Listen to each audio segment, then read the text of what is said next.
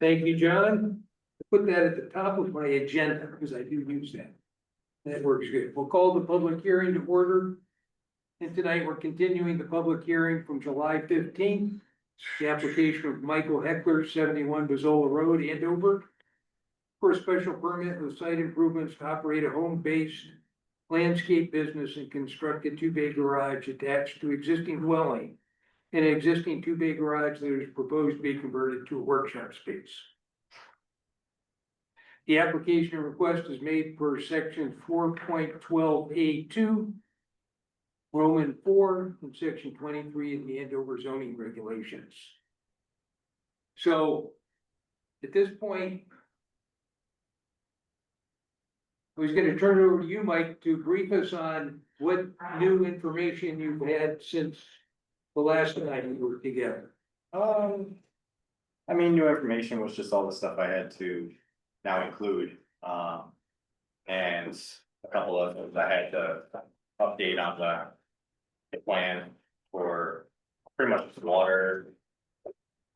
Where the water was gonna go, drainage,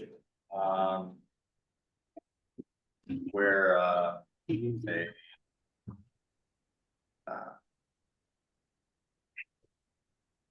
We're in The a road. dry well and the Yeah, dry well. retention basin. Yeah, and then where new sediment and erosion control would be for that. With That's installed as well. Now, were you able to keep those clear of the septic system? By how many feet? Gee. A lot. Over 50? Oh, yeah, You want me to put something up on the screen, Ryan? we're looking at easily, John, can you give me control so I can share? Or do you wanna go to the Heckler application in P and Z and bring up the site Yeah. plan review 8/13/25? so we're looking It's- at. You should be able to do it, Wayne, but I can bring Okay, it up You if can you need. post, Wayne. Excuse me, just hit reclaim post. No, you don't need to reclaim the host. Anyone can share. Oh yeah, you can just share, hit the share button. okay. Share screen, it's the bottom center.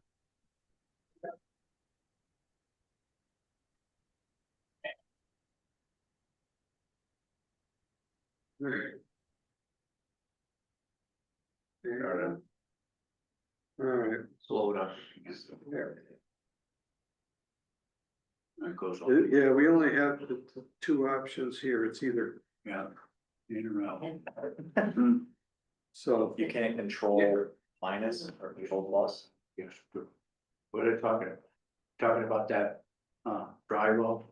Yeah, so that dry well, Further and over to the left, I think. DW right there, and then You want me, we want to go, well, why don't we start where the proposed structure is gonna be, right there, 30 and 42, 30 by 42. Connected to existing. the existing, what's now gonna be a workshop, the 22 by 24. And the residence, which is this 58 by 26 there. 26. And then there's the septic down there, Septic is down below, which is, I would say, probably 120 feet away. I think I said it was 70 at least. I don't recall, but I know it's less than 100. Yeah, because if you use the sides of the map here, it's. well, looking at the drawing, the septic tank is 26 feet from the house. And leaching fields is another 67 feet from the septic tank, so you add them together, round numbers, 80 something feet. Okay, so, yeah, because the question I had, Wayne, was if we need to have this re-looked at by the sanitarian. It has been looked at by the sanitary. Okay, so he's taken, We have a B100A okay, from Eastern Meadows. and was that posted online? Yeah, that's Okay. part of the package. It's in there.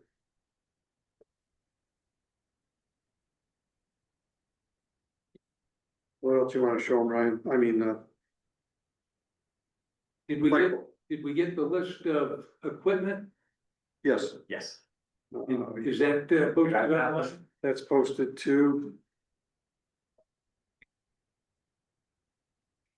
Let's see, that is.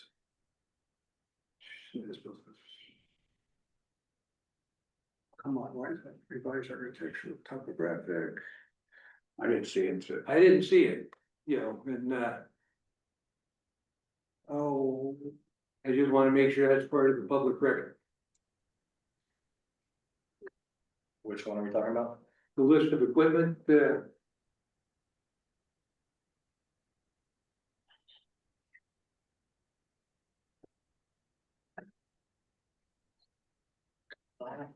It was, stations.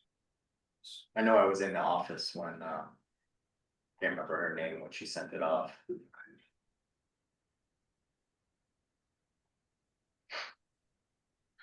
Okay, I am going to switch screens now, I hope.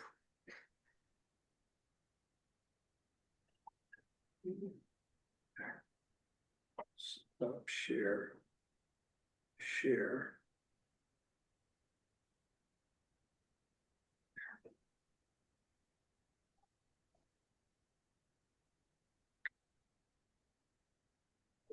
All right, this Ryan basically.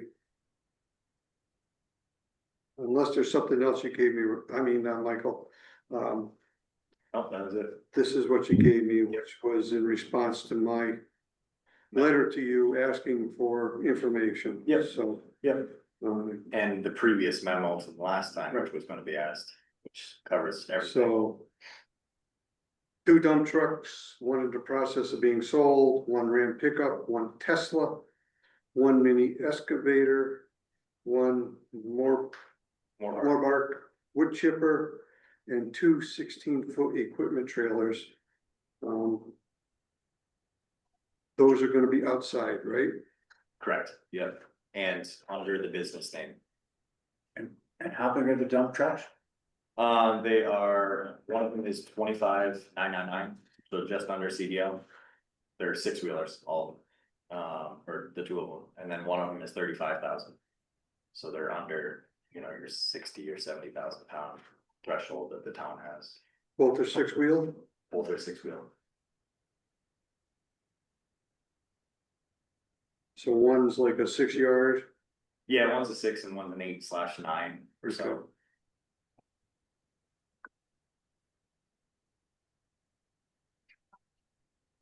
Okay. $135,000.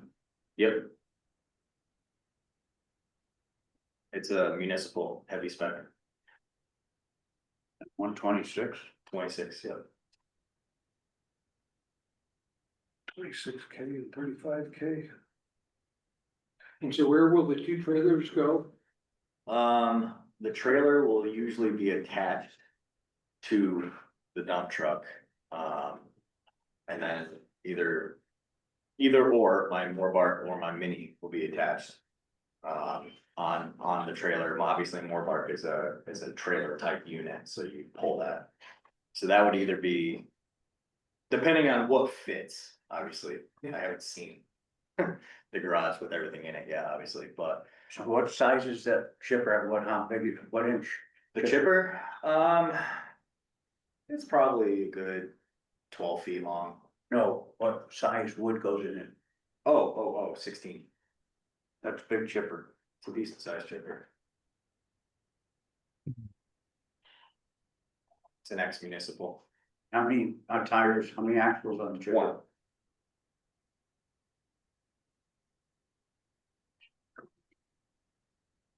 $16 feet your foot trailer, is that total length, or is that what it can hold? That's what it can hold. So they're longer than 16. Usually they're, I would say like with the neck, they're like what, 19 or so. By like what, 8 or 9? Standard's usually 7.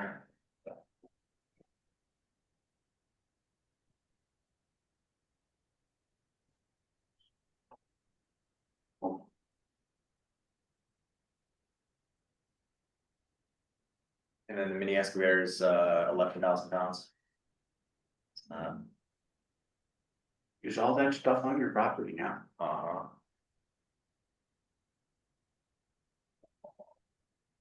The square footage of all that stuff. Well, it's spread out pretty well. 2 acres, spreads out pretty good.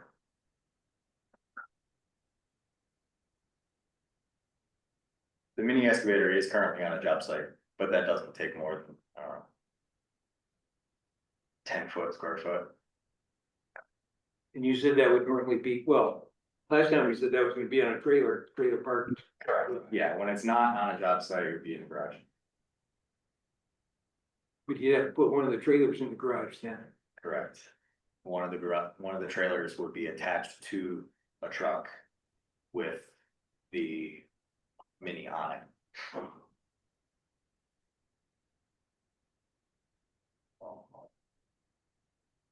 So, where is all this stuff right now?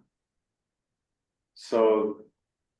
If you're looking at my property, there's 2 driveways. There's a regular driveway. Do you wanna pull up the map? I saw, I Okay. know what you're about. So, the regular driveway I have, next to it is an easement. Behind that, I have a little dirt pile that my Freightliner, the 35,000 pound is sitting on. And then my Tesla, I park in the yard, cause I have to charge it, so I park it next to the house where charge cable is. And then the other driveway, I have both trailers. And then the Kodiak, which is the 26,000 pound truck, is parked right in front of one of the trailers. The Morbark is right next to those trailers, so it's trailer. My Dodge is in the driveway. Isn't there a lot of grade in the back of your house? I mean, from the front to the back, it's a 40-foot drop. I looked at the topo map. Gradual, yeah. Behind. So about 15 feet behind my behind my garage, it starts to drop. And then I would have to do some decent retaining for the back of the new garage. The new building, yeah, what's gonna happen to that? And how are you gonna get into the building? Where's the entrance to that? The front, what do you mean? In the front, from off the road? Yeah. So there's 2 doors in the front.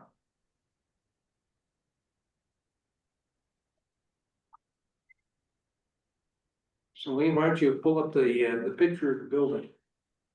Want the architectural picture? I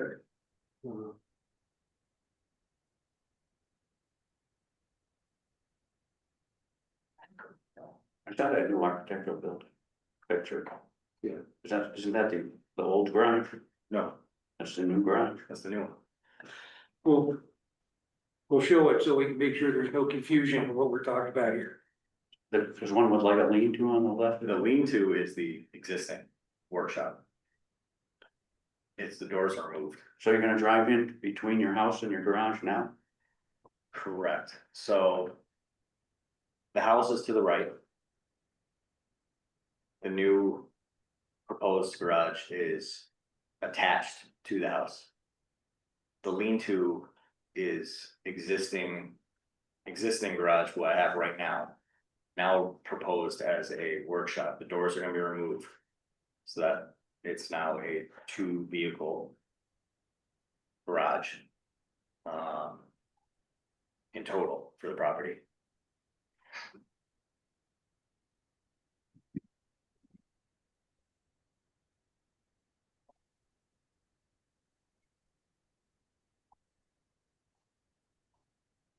Please. Floor plan.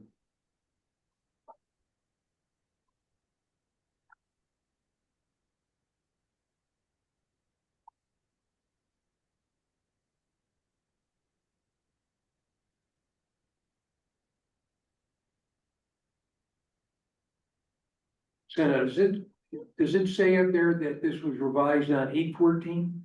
Yeah. With the top there. Okay, so. I guess I missed seeing that updated drawing. Yeah, mine because too. you would ask to remove the doors, Yep, no, I got it. I and it just, has all the dimensions Yeah. you wanted to. As everything. so. I was not able to. prepare myself in a satisfactory manner for tonight, because I didn't know where the answers to all those questions were. I was looking for a new document, then go back, look at all the old ones again. Gotcha. And then I didn't see this, Yeah, this was uploaded as soon as we got it. Yeah. okay, but that wasn't in the packet. You sent out some stuff to the commissioners and said, here's a bunch of stuff for this. And it was, I just sent the link to the online. I didn't send all the attachments.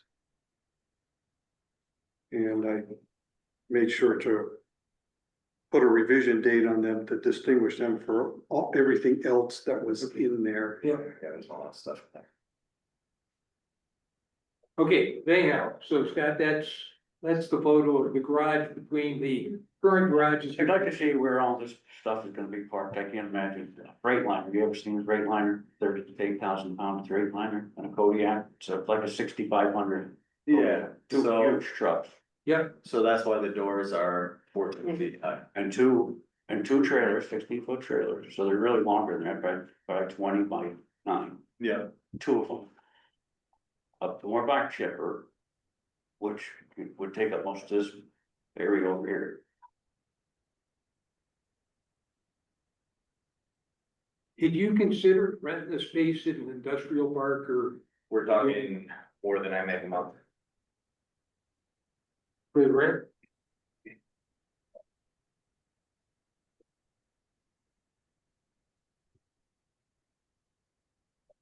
I can see, I pulled up the picture on Google to see what the house and the garage look like now, and I can see how that fits. What was in the middle of, above the two garage doors is that little vent that's up there now. Yeah. And then you just continued the roof line up. I think it's a nice looking plan. Yeah, it would definitely increase the value of all the houses around, which, as we know, everybody likes. Yeah. Cause nobody fights the town when they come and get appraised. So that's like a attic up above the new part? No, no, Just a that's picture. just a light, Just a light, just a okay. I'm sorry, not a light, natural light, Window. just a window, Light. window, Window, yeah. And just to make the commission aware, this architectural plan does not include a second floor. Right, that's. So, so Scott, yeah, all the equipment won't fit in the garage. No, You not got all. those two big trailers that'll most likely be outside. Yeah, I'll fit what I can for obviously 2 vehicles, but I'm not, I can't fit. You're selling them, Yeah, and I'm selling the Kodiak, so the Kodiak's gone, it's, those are 14-foot high doors. At least most of your stuff's gonna be off the road. Yeah. So. It'll definitely increase the value. yeah, So, and your house. This is residential in the Lake District. It is, yeah. It's way up at like the end of. Well, the- very end, It's yeah. very end, or- Dead end, right? yeah, it's like, I remember talking with Wayne, it's like it's a different code on the maps. It's not like your lakefront. But Yeah, you're right. in the Lake District, but you're in zone C. Yeah, Which is the farthest away. Yeah, and the only thing that has to do is how much nutrient allocation Oh, remediation. gotcha, okay. It doesn't have anything to do with No, any of the. not the Regulations at all. No, they're all the same. yeah, so. The only thing that could. Make a difference about being in the Lake District. Is, there's something in there that talks about as of right, you've got, a 2-car garage.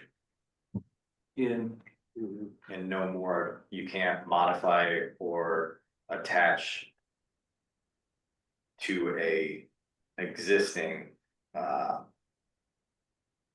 what they call it?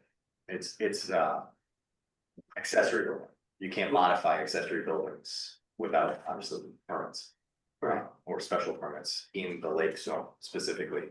And this would be getting rid of the accessory and becoming part of the principal structure altogether. Section 14.2 talks about a building attached to the principal building by a covered passageway or having a common part of a wall shall be considered an integral part of the principal structure and not an accessory building. That's, I don't know if I can make this bigger or not.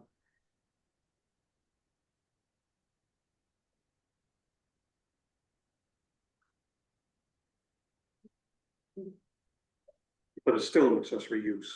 Okay. So then, the other thing I was looking to see was the checklist, the requirement that the checklist be reviewed Mhm. with Wayne, and Wayne agrees. There's the checklist. Nice. Actually went over it line by line with Michael on the 13th. And I think we got it.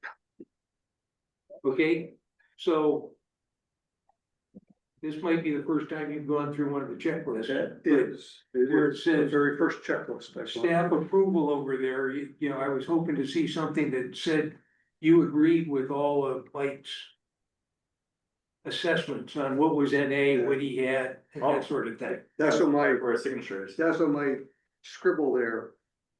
My initials, initial there. Yeah. Okay, Is that an approval? and what is, Initial, That's an approved, or that you that- that- accepted it? that's an acknowledgement that I have reviewed it. okay. And you agreed with it? I reviewed it with Michael. I do agree with it, yes. Okay, I'll put that on the record then.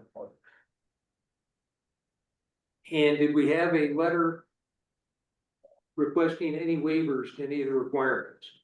I'm officially asking for a A2 survey requirement waiver.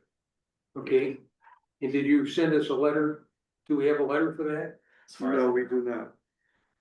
far as I know, I have to just do it on the Closest thing we have. Is record. somewhere here. Where's it say A2? No, we don't.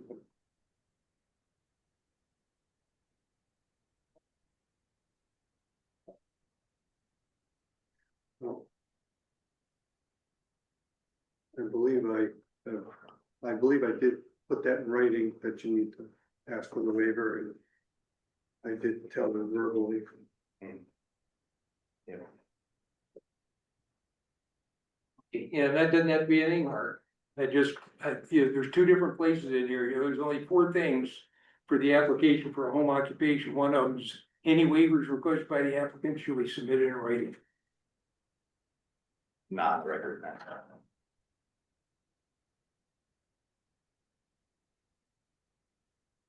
Yeah, I was under the, Yeah, we can, yeah, I we was, can waive that. okay. I think with what you've got, we can do that. It's always a learning process for me as we go through these things. As it is for me. Anything that's a record. Hopefully you won't have to do another. Regulations that the A2 survey can be waived. It's in there. So for Scott, In writing. the, Is there a regulation that says that?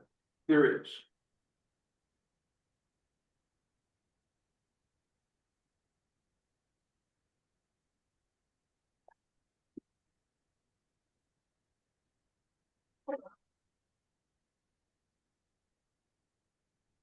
Under general provisions, 23.2H, the commission may, upon written request of the applicant, waive the submission of information set forth in section 23(2)(b)(1) through 6 site plan, which are not required in order to determine compliance with the criteria set forth in this section.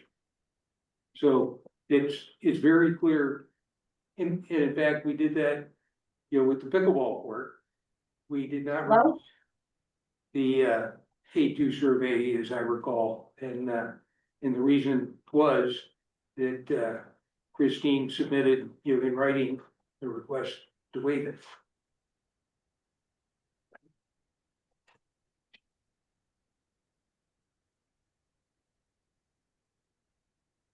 Okay, so that was the information that I was wanting to make sure we got into the public record. Well. Okay, Do you have anything else that you wanted to add on that, Wayne?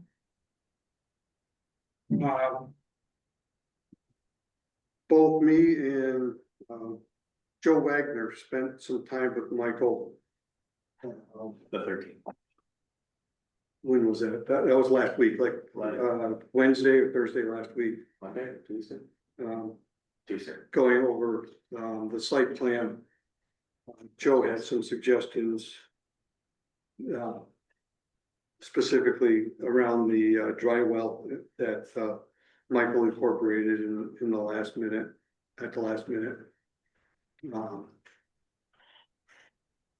But Joe, did, he was put on the zoning, the zoning permit application for his sign off, and he has signed off on it.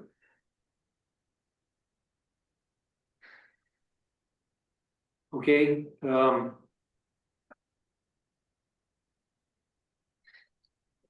just wrestling with, yes, This is a bit crude, but I had asked Michael to do some math, yep, in reference to a 2-inch rain event, and how much water that would generate from the new roofs. And, this is what, he submitted. well, I thought that looked reasonable. Yeah, and it's quarter inch. He's quarter done the inch math scale, as so. far as 2 inches and how many cubic feet and done some calculations. I think in the interest of full disclosure, there is a pre-existing catch basin on his property that is somewhere up near where the bus turnaround is, Yeah, it's correct? between the bus turnaround and my driveway. It's more so next to my driveway. The town, I believe the town, before I bought this, the town installed it because of how much water from the road comes into my driveway. Yep. To help mitigate that. And where's that? drain? It dumps more so towards the fence line. And if required, I could attach it to the drywall if requested, obviously. Right, Joe, Michael and I, we had some discussions about that, and I don't know if we didn't really come up with the resolution. I think what we really suggested is that Michael make contact with DPW. Yeah, which is kind of tough right now because of the DPW director. Not really being a director right now, the supervisor filling in for a director. I've already had contact with him and it's not the easiest to schedule things, but I can do so. Work that out, I'm sure. This, of course, you can't see it, it's either big or small. This was a previous site plan. This was the site plan for when they built the garage and the house prior to Michael. And it has the ENS, it has the limits of wetlands and stuff like that. This is what Michael used to do his site plan. So the erosion sediment controls are going to be different than what's on that plan? or- We asked Michael to duplicate what was done previously in that, Yeah. on that approved site plan. Okay, As far as ENS is concerned. Yeah. And then Joe asked him to add an additional silt fence For the drywall. where, near the outlet of the dry well there. So that during construction that didn't contribute to any sedimentation. so what's your timeline, schedule like on this project? being that, you know, the thing that I'm wrestling with is I'd like to have the written waiver request. Mhm. Kind of a nit, know what you're asking for and all that, And get that tomorrow. but that we can't start the deliberation on your application until we close the public hearing. Correct. And after we close that, there's no more information we put in there. Yeah. Which I'd like to have that. Okay. So. As much as I was hoping to wrap this up tonight. Is it a huge inconvenience, any inconvenience if we continue the public hearing to the next meeting where we just get that one piece of paper put in there? Then we close it, and go on, The only problem is we're running out of hot weather, right? And you just write out that letter right down on a piece of paper. Yeah. You very well do that. okay? Yep, very good. That, Please. that'll do. In fact, You don't get that. just the highlighted section there is the sections that you should request relief from.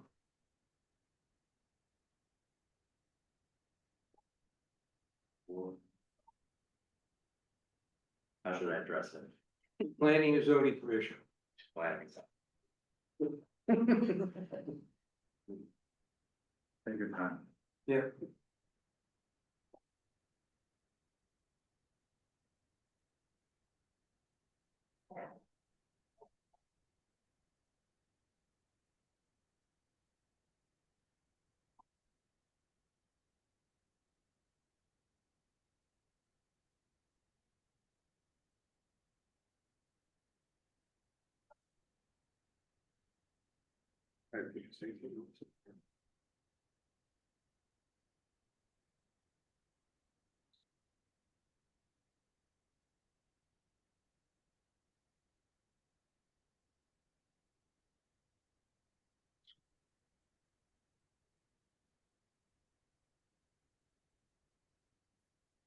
How big is this lot, Chad?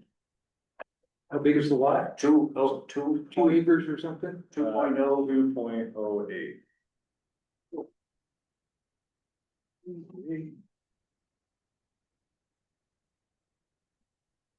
Yeah. That's what it says on the property part.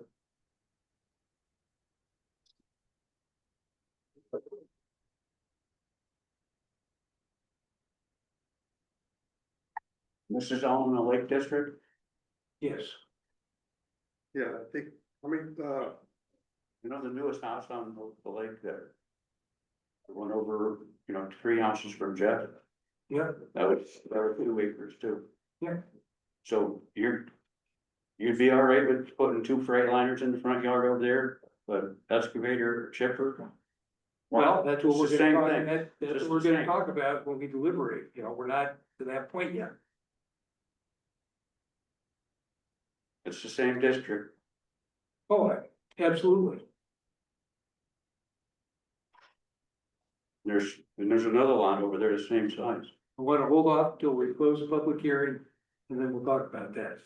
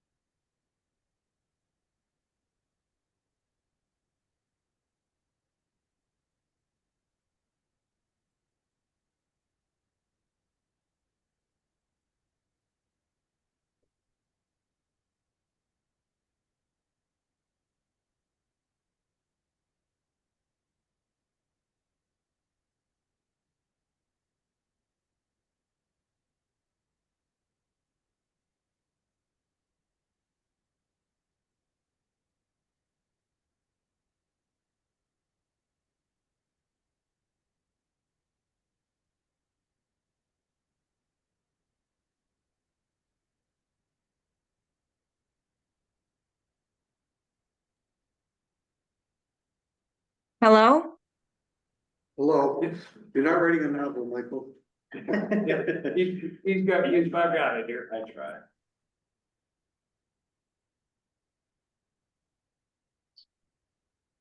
Planning and Zoning Commission, I'm Michael Heckler, 71 Bazola Road, requesting a waiver of the A2 survey for the garage addition on the property. This waiver is covered under section 23.2, B1 through 6. Sincerely, Michael Heckler. That's good. So that is read into the public record. We have it in writing.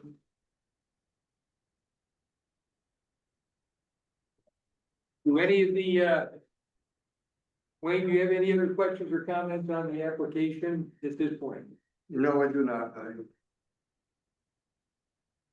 Well, if you close out your sharing of the screen, so we can, you see who's who, and then, any of the commission members have any questions for Michael at this point? Leanne?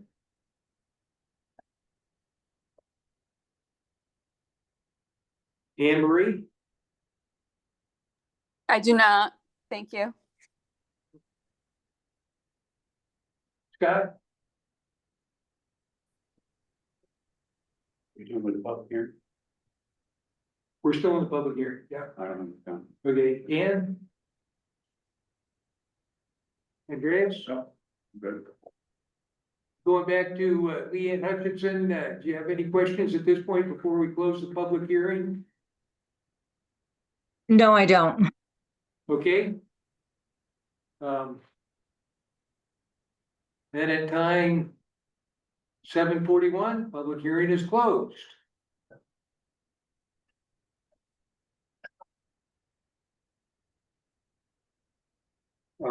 Is it? Okay. Time 7:41, we will call the regular meeting to order.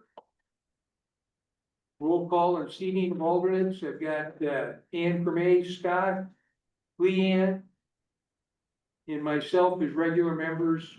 Patrick is not here tonight. We've got alternates Anne Marie and Andreas. And I think Andreas was seated most recently, so I will seat Anne Marie for Patrick. Sounds good. Thank you. The next up is additions or changes to the agenda. Anybody have anything for that? Okay. Moving on to public speak. Anybody from the public want to make any comments on anything that's not on the agenda tonight?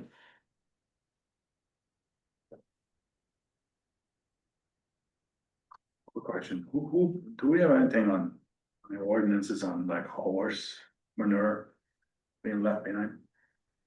Not that I'm aware. Okay, Yeah. it's an issue on Bear Swamp, so.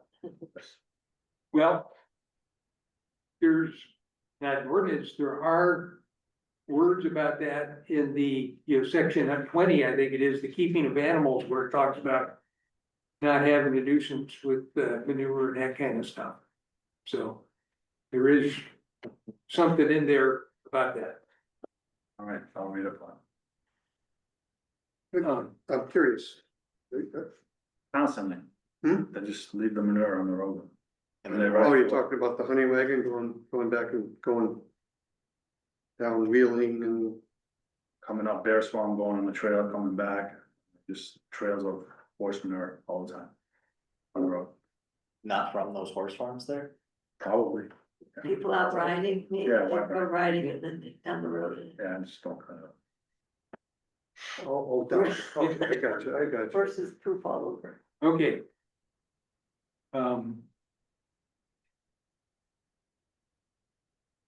I guess just for completion, in case there's somebody out there that might be interested in why we're not talking and continuing the agro-tourism public hearing tonight. Mr. Fitch was not in town. I see he's joined us remotely for a different discussion.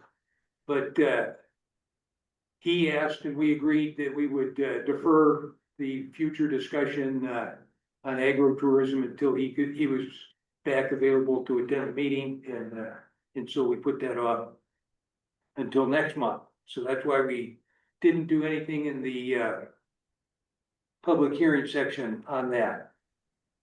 The next up on the agenda is old business in the plan of conservation and development. John, I'm gonna turn that over to you. Okay, thank you, Mr. Chair. So John Guskowski, Town Planner. I'm also here with my colleague Janelle Clark, who's been working on the plan. We are nearing the end of our initial drafting of the chapters. We have this evening, and that was distributed yesterday midday.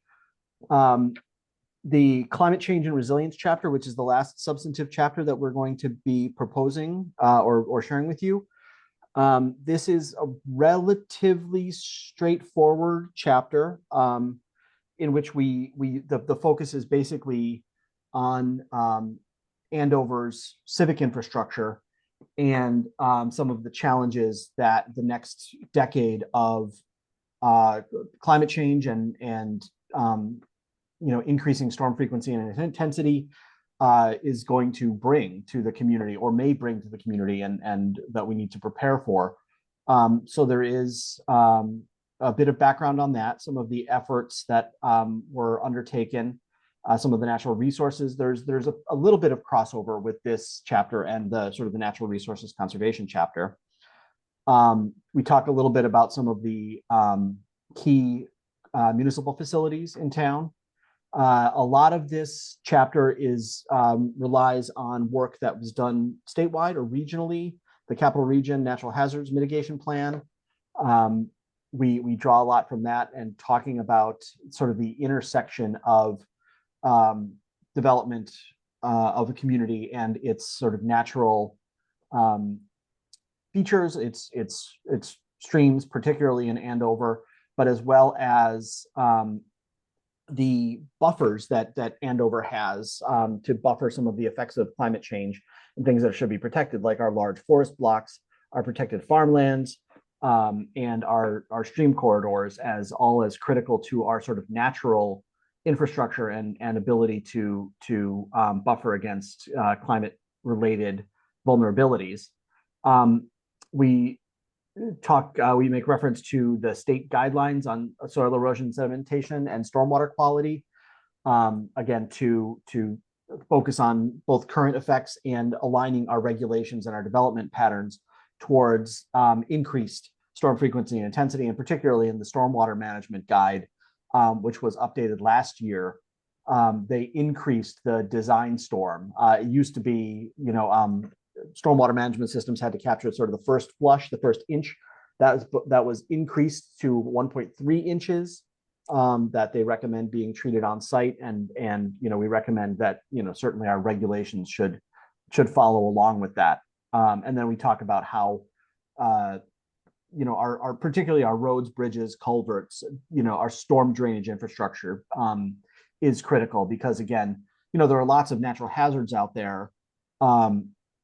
But storm-related flooding events, nor'easters, like peak rainstorms, tend to be the most likely hazards that Andover faces over the next decade.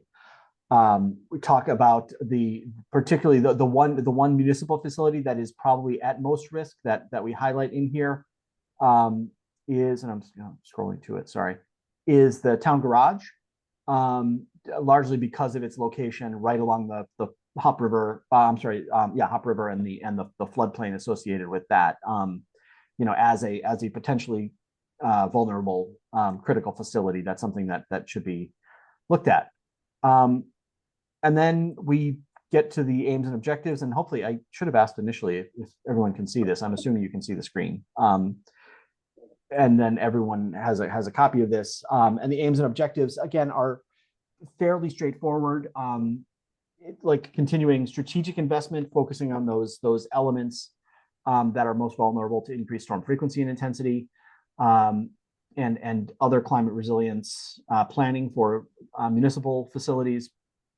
And then a lot of this has to do with linking, because Andover, obviously, we're responsible for our own facilities, but we are part of a region, we are part of a state, we are part of a multi-state area that really sort of functions together when it comes to natural hazards.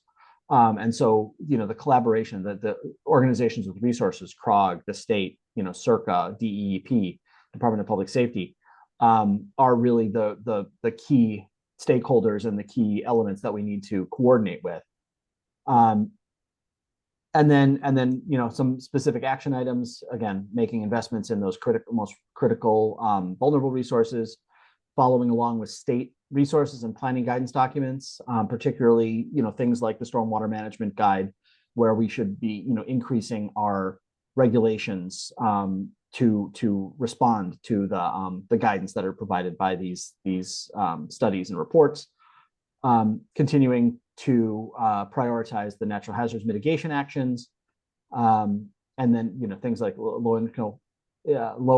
impact development, cluster development. So we are reducing our carbon footprint and our development footprints to retain sort of the natural resilience that Andover has. And then to support the efforts of Sustainable Andover, because those groups, their ongoing work really tends to focus on this stuff well. So that's a very brief overview of this. I'm happy to answer questions or take some input on this. And I'll also note that we forwarded, I believe last Friday, the working revision of the prior chapter, the quality of life chapter, that had some significant revisions based on conversations with the school superintendent. We had very productive conversations to sort of reframe what some of the data was telling us about school enrollment and some of the financial decisions that might result from that. And we also recently got, Jed, some very useful comments from yourself, and we're incorporating those into a revised draft also. So I will stop there. I can take this screen share off unless someone wants to go through specific questions or comments. I do have a couple, and Okay. I noticed, well, we didn't talk drought at all, and it's been a couple of years since we experienced Mhm. that. I was trying to think of how we would do that, since everybody in Andover was on a well. We were kind of on your own for drought maybe, but should drought be covered in this Yeah, chapter? I think that's probably a good idea. Yeah.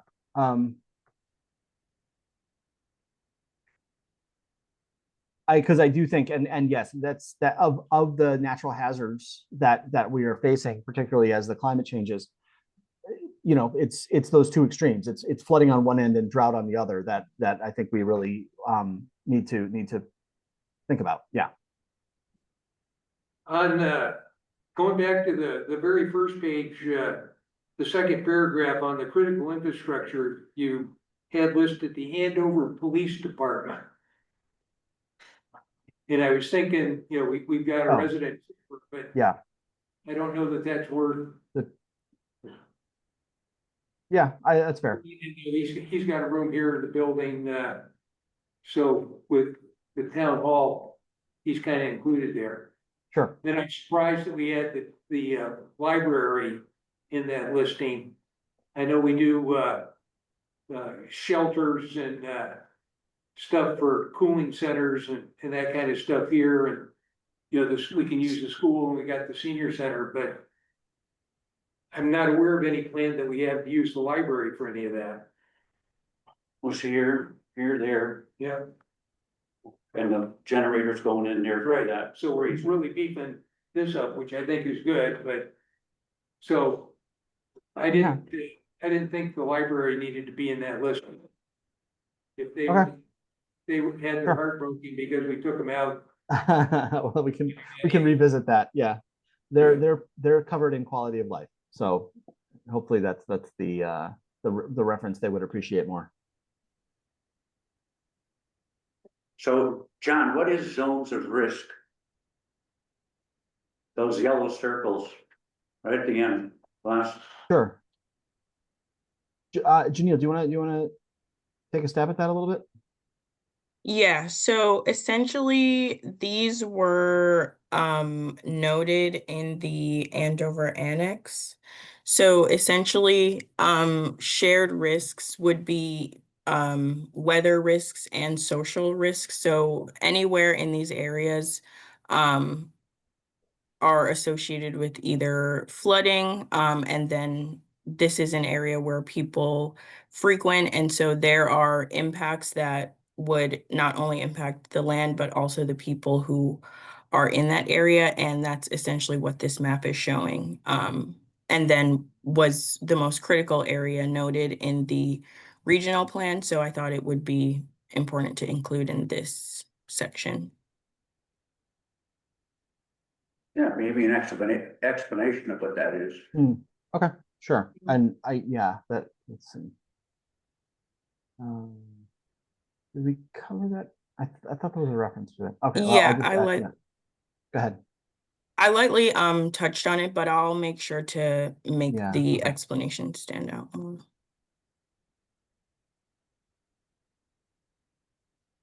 In the action items, I was. It probably in there somehow, but we didn't have any action to do anything with chapter 10, which is our flood prone zone.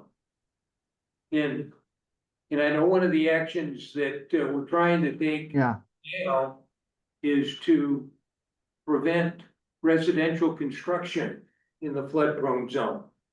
So I was kind of thinking that might be nice to have this is in the action items so that we can have it done. Maybe we could have an actual map. Flood zone. oh, okay. Yeah. That'd be nice. That's a good idea, yeah. Yes, okay. Well, we have it on the zoning map. Yeah, we do, but you know, we've got this chapter here, we got an awful lot of charts in there, I think, having the showing. Because we saw Well- some flooded areas lately.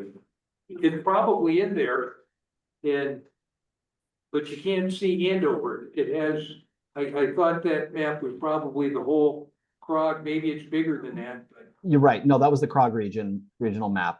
We had a You couple can there. see Andover there, but yeah, You can see the Hot River Valley there. Yeah, but- we could do a zoom in of that, certainly. would be nice. And then I also thought there should be an action to do something to change to 1.3 inches instead of the 1 inch rain Mhm. runoff for capturing.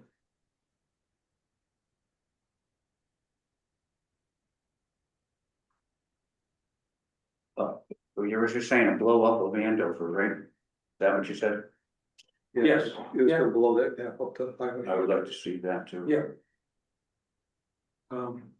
Under the aims and objectives, it says continue to explore investment in public water and wastewater. Does that mean wastewater, I guess, is sewers? Were we thinking we should be looking at putting public water system in? And Yeah, I- well, so that's, I mean, and that's again, yeah, public water like instead of private wells, and wastewater would mean sewer. Right. And I know yeah, we the thought public water sewer. again to mitigate against drought and then to also allow for increased density in certain areas rather than continuous sprawl. But we didn't hit too hard on that. I think, because I think we recognize the challenges of cost and density to justify, but I think it's an important conversation to continue. Okay, that was all my comments. Anything else, Ann? No, you covered mine. Scott? Andreas? No. Leanne? No. Anne Marie? No. Okay, I guess that does it then, John. Thank you. So yeah, so what we'll do is we'll I'll take this one, forward out a revision. And next month we're going to present basically the implementation. Like as Jed, as you've mentioned a couple of times, you'd like all of those action items to be put into a tabular form so we can kind of track the progress and priority. So that'll be, we'll compile all of the draft chapters and add the implementation. And we'll begin to discuss that. Okay, Okay, and if anyone looks at this over the next couple of weeks and realizes they wanted to add a comment or whatever, please let me know so we can incorporate that. And I thank you for your input. I think we're making good progress. next up is new business, action on planning zoning permit 2501. Special permit application for Michael Heckler. So. We've got the information, I think Michael has certainly done a great job of trying to deliver everything we've asked. There was a lot of stuff that I think, we've gotten it there. The question I wrestle with a little bit and, is, and I think what Scott was alluding to, when does a home business get to be bigger than a home business? I think that was your comment, wasn't it, Scott? Yeah, so yes, And it takes up all the square footage in that lot, I'm sorry. Or a lot of it. yeah, it is, and certainly, We certainly didn't go over the diesel. All the oil collection of that, all that kind of stuff is in the Lake District. I mean, before we talked about people having their trucks overnight, how many gallons of fuel they have. Now we're talking about having, excavators too. That, it's in there. In the Lake District. Yeah, but people have 3-4 trucks in their, They're yard, not supposed to, Andreas. but they are there. I think I commend him for building this, proposing to build this building, which will then hold these vehicles instead of having them outside. Yeah. And most of them will be inside, which I think is a great idea. Yeah, he's trying to make the place look better on him. Mm. He's gonna sell one of his trucks, right? So, I mean, he's, Yeah, I don't you're pretty I cognizant don't of need it. two. I He bought lives at the very top of the Lake District, it's not even close, I mean, I get it, it's district, but he's trying to clean up, so I think his intentions are good, and he's gonna put a nice addition to his house. Improve everybody's, property value, maybe increase their taxes, I don't know. Yeah, one of the trucks is not being used because one of them is to replace the one that I obviously have, the Volt is under the company, so I have to list them. yeah, but Scott's, got a point that we do, and I have not reviewed through that. It talks about storing, if you have, the fuel tank on a truck. Yep. And do you have one of those? So I reviewed it. Yeah, it's in the, he put the Okay. numbers in the. In response to my questions, the dump trucks have 60-gallon tanks. Pickup 28-gallon fuel tank, the excavator and chipper have 16-gallon tanks. Okay, on them, but is there another external tank that you have now? I'll say 3 tanks. Okay, I can put it up on the screen if you want. no, as long as, we've gone through, because, there are some limitations on that, in. Yeah, I know the verbiage says, you can't have over a certain amount, of fuel capacity on a vehicle. And I frankly think that's very old standard compared to most vehicles nowadays. I mean, you buy a 3,500, Chevy pickup truck, it's gonna have 30-40 gallon tank. Yeah. Which is over what the town allows in the Lake District. One pickup truck, you're already out. They're only talking about additional storage. Those regulations. Okay. And Andreas, I want to be very clear about this, okay? At the lake, there's lots that are 2 acres that are right on the lakefront. Now, I used to live there. Yeah. I lived on Extension, West. So- Extension. so, But Yeah. it is in the Lake District. The,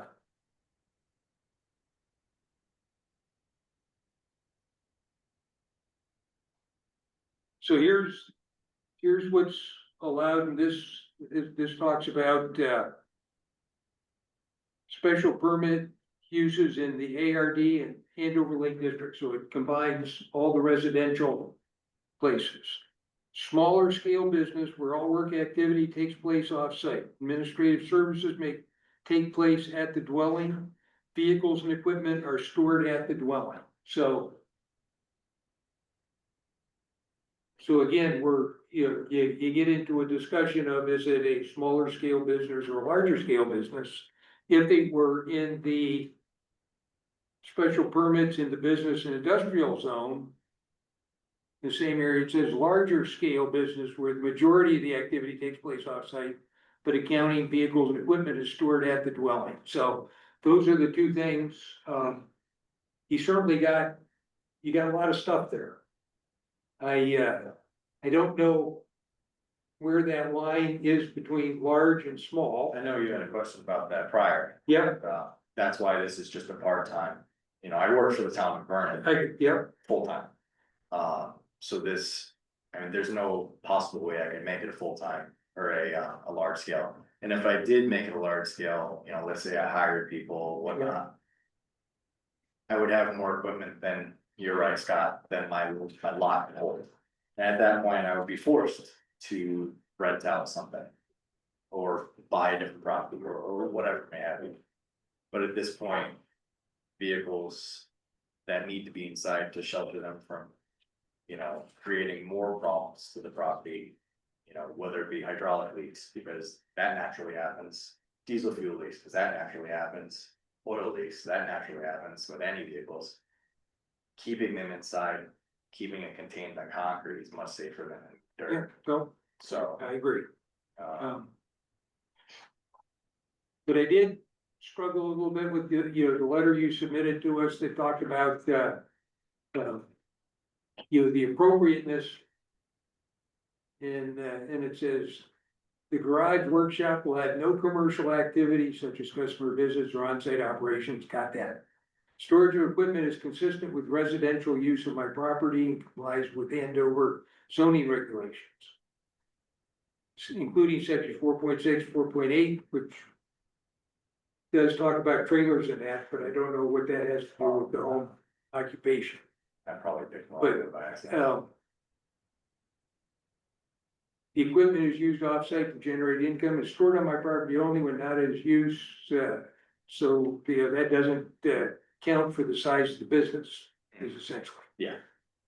We struggle with that a little bit, but we have a lot of gray area that is an issue we can, sort that out for ourselves there, but that's how. I think when you're talking about the equipment, that is part of your business. Even though you're only doing the bookkeeping in that, in a small portion of the house there. Yeah. But of course, it's not like I'm selling trucks, buying Oh, trucks. I got you, yep, so, I profit for that.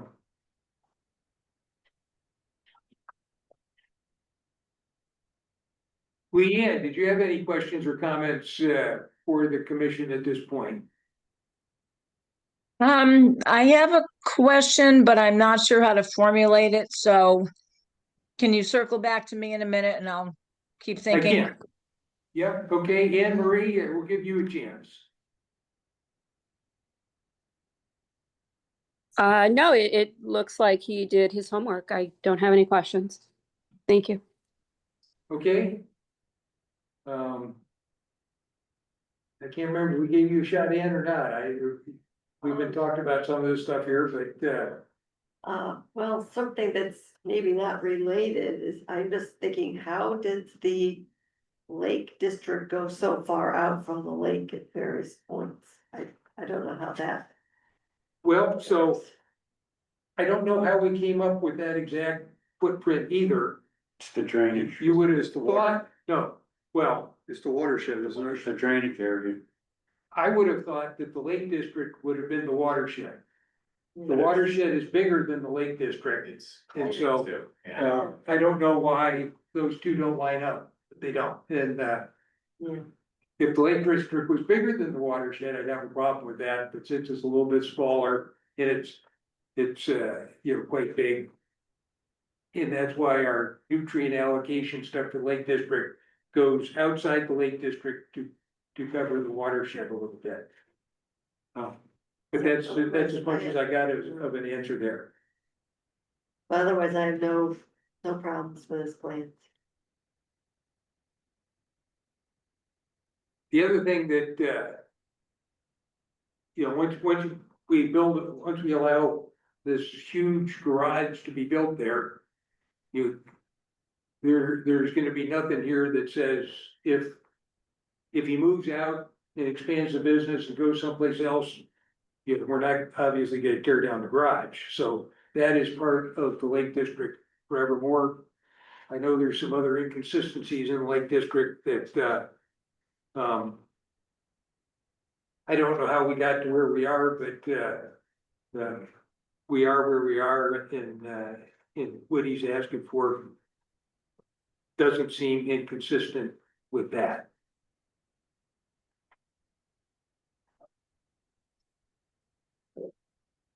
Wayne, you have anything else for us at this point? No, I'm leaving it up to the commission. I'm just a hired gun. John, you got any thoughts for us here? No, I think I'm with Wayne on this one. Yeah, I do. And I think, Jed, your point is well taken that this is, you know, once it's built, it's going to be there for, you know, a period of 30, 40, 50 years. But you know,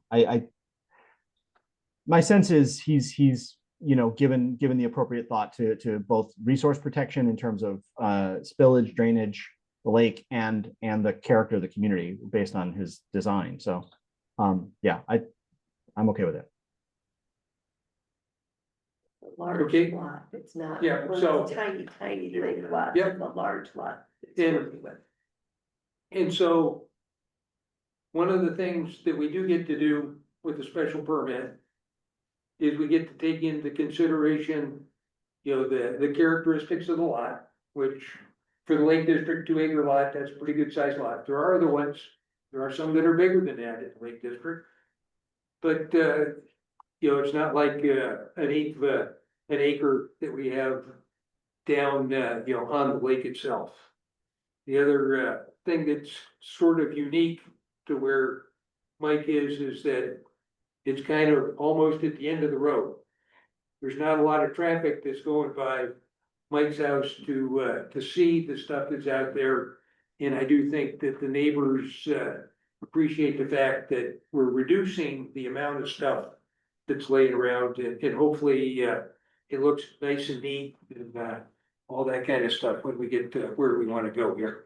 There is one letter of support in the file. Yep, I saw that and I'm sure that's the guy who's tired of looking at all the stuff parked outside at this point. She's really nice. So all that stuff is gonna be put in that garage, huh? Not everything. Not No, everything. It's not, but it's certainly gonna be cleaner and neater than it is now. Yeah. And I don't think we have ever required all the equipment from a home occupation to be in a garage. Well, I know that with home occupation, if there's extra parking, it has to be screened from the neighbors.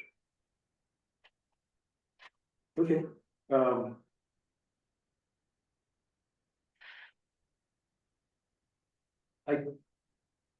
I think from walking by, the house up there is some pretty, well.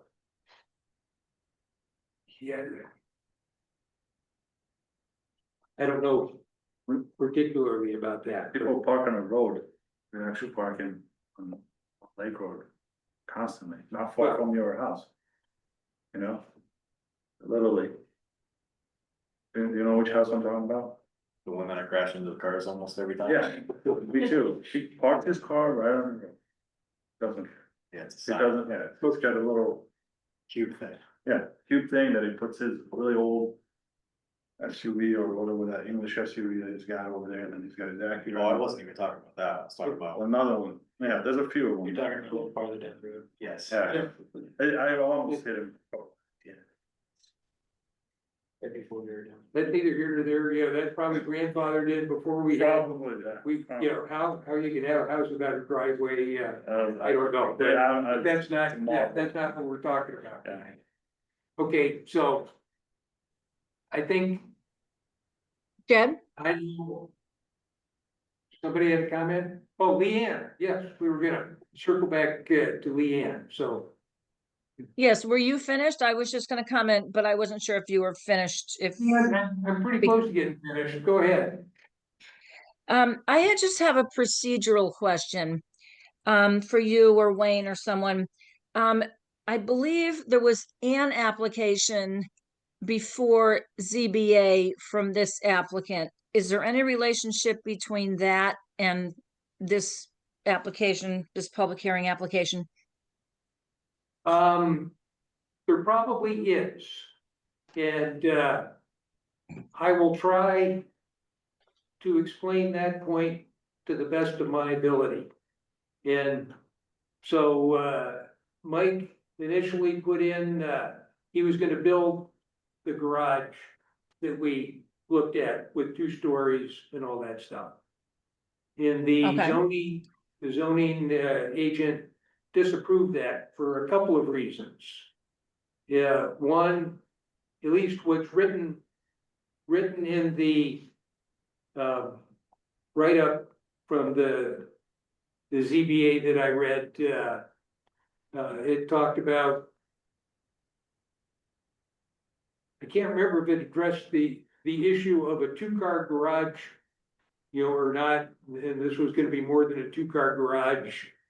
And I had come through the issue where you can have a 2-car garage as of right in the Lake District. It's silent on a special permit maybe that allows you to have more than that. But I think because it talks about as of right, if it's brought forward in a special permit, it could be, and that is not what Mike did initially. He was not going the special permit route. There was some discussion about accessory use, not accessory building, but accessory use, and it's in the same spot in the definition. The garage square footage was so much bigger than the house square footage. And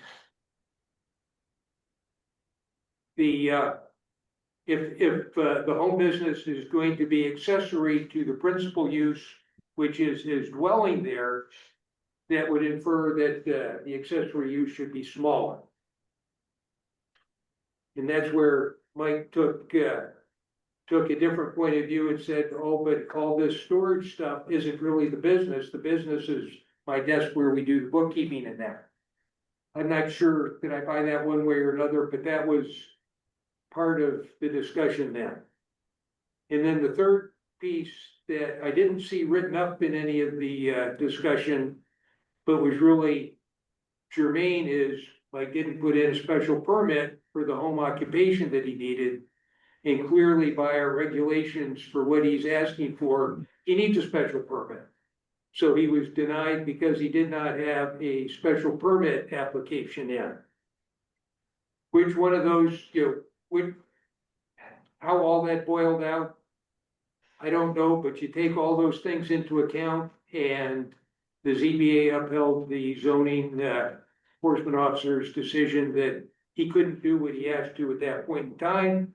That's why Mike came back to it with a special permit, because that is allowed in our regulation by special permit. There could be some concern about the architectural blending in with the neighborhood of the big garage next to the smaller house. That's what we as the commission get to decide on do we think this is a good thing to do or not a good thing to do? And that'd be that. But that's what I took away, because I was very reluctant to come and support something that the zoning enforcement officer had already turned down and the ZBA had turned down without understanding why it was they did that, because, you know, they were operating in their purview here. And I think by covering the different items with a special permit, I think that answers, that allows us that latitude that the zoning enforcement officer or the ZBA, neither one of them had. So that's my thought on going through that.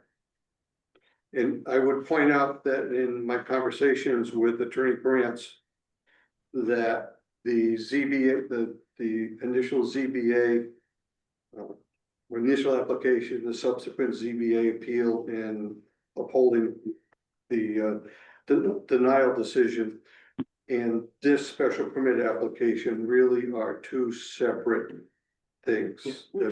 We understand they're related, but they are separate. Michael has a right to come back and go and go the way he went.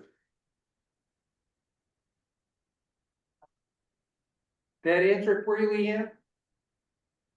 Yes, thank you, because I had, as I said, I was trying to formulate the question, and that's really why I wanted to use the word relationship. So I think you've both given a lot more information. Yeah, no, I was, you know, I would never want to be put in that position where I would be going over what the ZBA and the zoning official had already done. And I think we're clear of that by going the special permit route here. And for the record, I have no objection to what Michael's proposing. That with this application. Okay, so Andreas, you can't take a motion, can't vote. Anybody on the commission want to make a motion with respect to this application? We want to think about that motion and what it might contain. We could, and that would be Do my hope. we want to deliberate, because that's something that can be deliberated or? So one of the options we have is we can secure the deliberation for tonight. We've got 65 days to deliberate on the answer, and we can, Wayne and I can get together and come up with what we think are conditions of approval that would go along with an application. It's my opinion that that's something we ought to take advantage of. Okay. I would like, and I'm gonna include Michael in this too. I would like to see that if we have a motion to approve, that it really locks Michael down into the current conditions and without any expansion of what's going on there. Yeah. With all due respect. Yeah. If that's the commission's Well, I'm certainly thought. happy to go that way. And normally I get myself in trouble when we don't. But I could have prepared a motion for the Yeah. commissions and do any of the commission members that are seated have any concerns that they would like to voice at this point for conditions of approval that we haven't already? That, and we haven't really talked any conditions of approval going into this. I don't know that there will be many. We've got a couple of standard conditions that we would put on right. that, but as far as other things, anybody have any? Probably amount of trucks, amount of vehicles, whatever you guys came up with, Yeah, right? That, that would be, yeah, right, all the square footage. Which I already went over it and it's way over what the building can hold, but. Hold it to what, it's supposed to be inside the building, right? As much as he can, yep, right? That's why he's doing it. And if he has a list of what he has now. It's gonna have to stay with that list, right? That's what's being approved. Correct? yes. That's my thinking is that really we like Okay. it, that we like. Where this stuff's gonna be parked when it's not in the building. you know? And I know that there's supposed to be screening when you have the home-based business for parking. Anything that's extra is supposed to be. Okay, we'll We take a can look at research, that we can and, research that and that'll. and we'll bring to the next meeting a motion with conditions of approval. We'll make a motion to do that motion, and then we have discussion on it. And we'll go that route at that point. The extra parking, where that's gonna be located. Right? Yeah. So that doesn't turn into a circus for the neighbors. Okay, yeah. So is the motion to, or? There is no motion. Right, so So we just. I think we're continue done with this- the discussion for tonight. We'll continue deliberation at the continue- next meeting.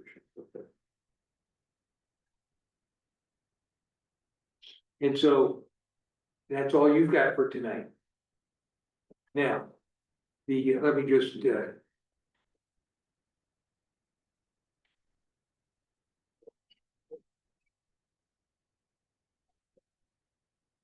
you know Jake? Maybe not. Okay, so, a fellow neighbor, who has a landscape business. Landscape business is growing. He is, I think, gonna be, at some point, talking to us about building something, soon to be, if not already, owner of, Yes. the Christmas tree farm down on Route 6. Parcel right down the street from you. Okay. Looking to build a little, one unit industrial park at this point. I don't know if you would consider with less than you make a year, making that a two. Right down the street thing. from you, very close. Yeah, it just almost seemed ideal, but that's what Jake is gonna talk to us about. We'll reach that when we get Coming, there. okay, very good. So I wanted to make sure you at least knew that opportunity was available to you. It might be a better way to go than what you're looking at here. I'll let you decide that. And now you know who Jake is. We can talk about parking later. All right. So, next item up for business here is review of the lot line adjustment between the Fitch Family Farm, Route 6 property, and Lake Road LLC, Lake Road property. So I have it up on the screen. And I do have paper copies here. Cause I knew that the screen was sometimes less than satisfying. Not able to make that bigger on the screen there? Is that? I can make it bigger, but then you're only gonna see parts of it. Yeah. So. I don't know who to hand, I'll hand this over to Jake. Hi, Jake. So, I'm waiting. with that, so for the Jake. purpose of the discussion tonight. Who owns the property right this minute? Ryan Fitch. Right, Currently okay, still. so, and then. The Ben Franklin Plumbing is looking to get a little carve out, Wayne, can you just go up Okay. on the screen there, point, yeah, John can do it with his cursor, a little carve out that. We're looking about adjusting the lot line so that, Ben Franklin can get a little bit bigger. So we have several things, few things going on here. Ryan, you're on, you can hear me, right, Ryan? Yep, I can hear you guys. Okay, I mean, jump in if I'm going off the reservation here. Okay. So, Ryan Fitch is, as we all know, the property's been for sale, there's a big sign out there. Ben Franklin Plumbing, Andrew and Stephen Minicucci. And Ryan, maybe I'll let you tell the story. Okay, yeah, so basically, can you hear me, guys? Yeah. All right, so Andy and his brother approached me and they wanted to extend their line, when the property was up for sale. And that's basically what we came to an agreement. They're allowing us an easement from Lake Road to the property, in exchange and some dollars for, extending their lot line from their building to, the roadway that comes up from, Route 6 that we use for the Christmas tree sales. Jake then, actually approached me as well, interested in land. And, um, so he is actually gonna be taking over the rest of the land. Um, and, again, allowing an easement as well from Route 6 for, the Manicucci's as well. So they're both helping each other out, with a double entry and exit. Generally, we were told that, there's just a lot line adjustment for Manicucci's. There shouldn't be that much, that goes into that. And then, the survey was done, for the rest of the property, for Jake's business. So Ryan, can you explain the, I guess the flow here? Is the lot line adjustment with you and Yes. Jake takes over the rest or purchases the rest? Yeah, two separate transactions Okay. With you? with me. Okay. Okay. Gotcha. I did invite, Benacucci's to be on the call. They were out of town. Andrew did say he was gonna try and be on the call remotely, but it doesn't appear as though they are Yeah, here. we spoke to that, my realtor spoke to them and my attorney spoke to them. They're actually out of the country, they said. Yeah. So they were gonna try to get on, but, unfortunately they didn't make it. I did have email exchange with the attorney on this. The attorney is the one, Attorney Brantz is the one that suggested that I bring this to the board for review. This is not a public hearing. It's just for informational purposes and for the commission to ask questions if they would like. It has been suggested that I could just have approved this on my own. But because this affects a special permit that was issued to the Manicucci's when they originally constructed Protec, which is prior to Ben Franklin, that the commission should just get eyes on it. From my perspective, this is a good thing for the Manicucci's to expand out into there. It's gonna relieve a lot of pressure on that small little lot that they have now. As we know, there is an existing ongoing zoning violation.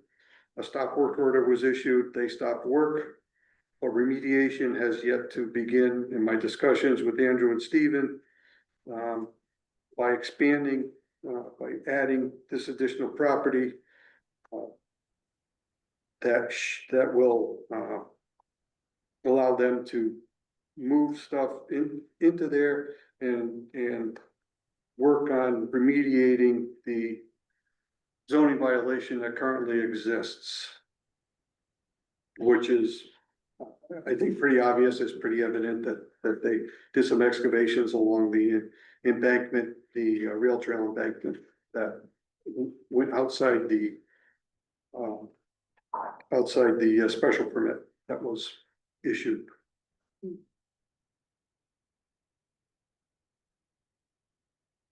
As far as Jake, I'll let Jake talk about what his plans might be for his portion of the property. There again, I'm hoping that this will go a long ways towards abating a zoning violation regarding home occupation and special permit. That was. Yeah, so, I'll let Jake. basically we have, outgrown our current area. as I'm sure everybody here knows. So we're having a very hard time keeping everything inside the property lines, you know, I know people park on the road there, my neighbor constantly parks on the road, but anyways. So adding this, you know, piece of land to the business will drastically reduce what I have at the property on Merritt Valley, at my current residence, which I have the special permit for. So basically, we're going to be using one section of this property, you know, we're gonna be clearing the trees out, putting down probably a millings pad and just using it for kind of a lay down yard for vehicles, trucks.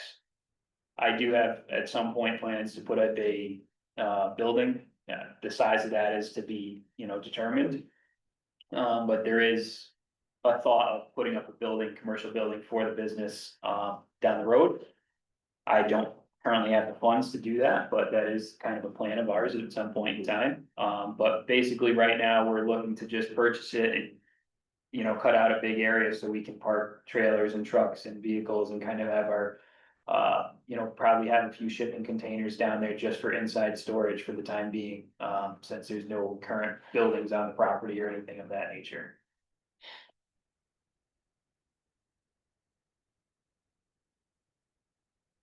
And It's gonna have a easement through there Yes. off of Lake Road to get into that piece of property inside there. Yes, so there's an easement on both ends, so we have one, through Andy's driveway there, and then he's gonna have one through our Route 6 driveway. That easement, we're probably not gonna be using that at the time, just because I do plan on keeping that whole front section, you know, full of Christmas trees at the moment. We don't plan on using that right now.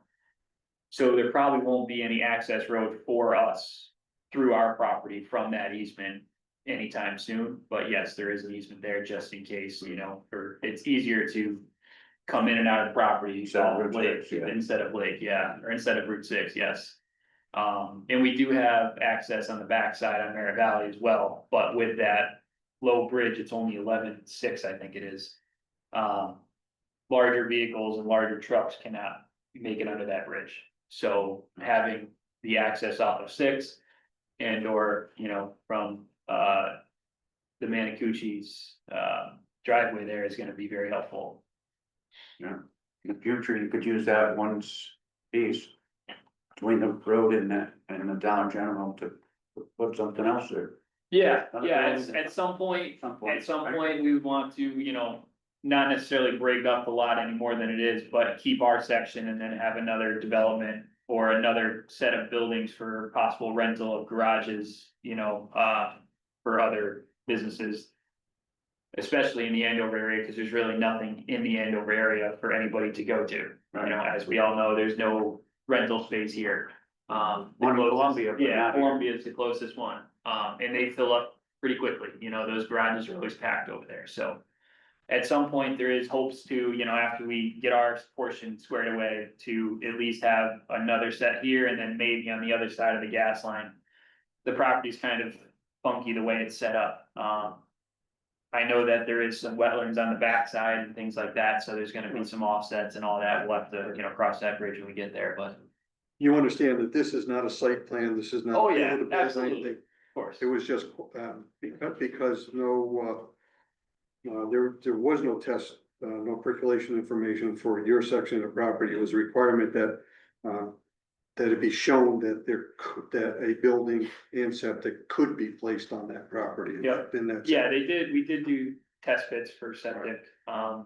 There's like 20 feet of gravel in there. Right. Oh, yeah, it's all sand. and We all know rocks. that, but Yeah, there is a requirement that you prove it, and. of course. We have a B100A from Eastern Highlands Health District.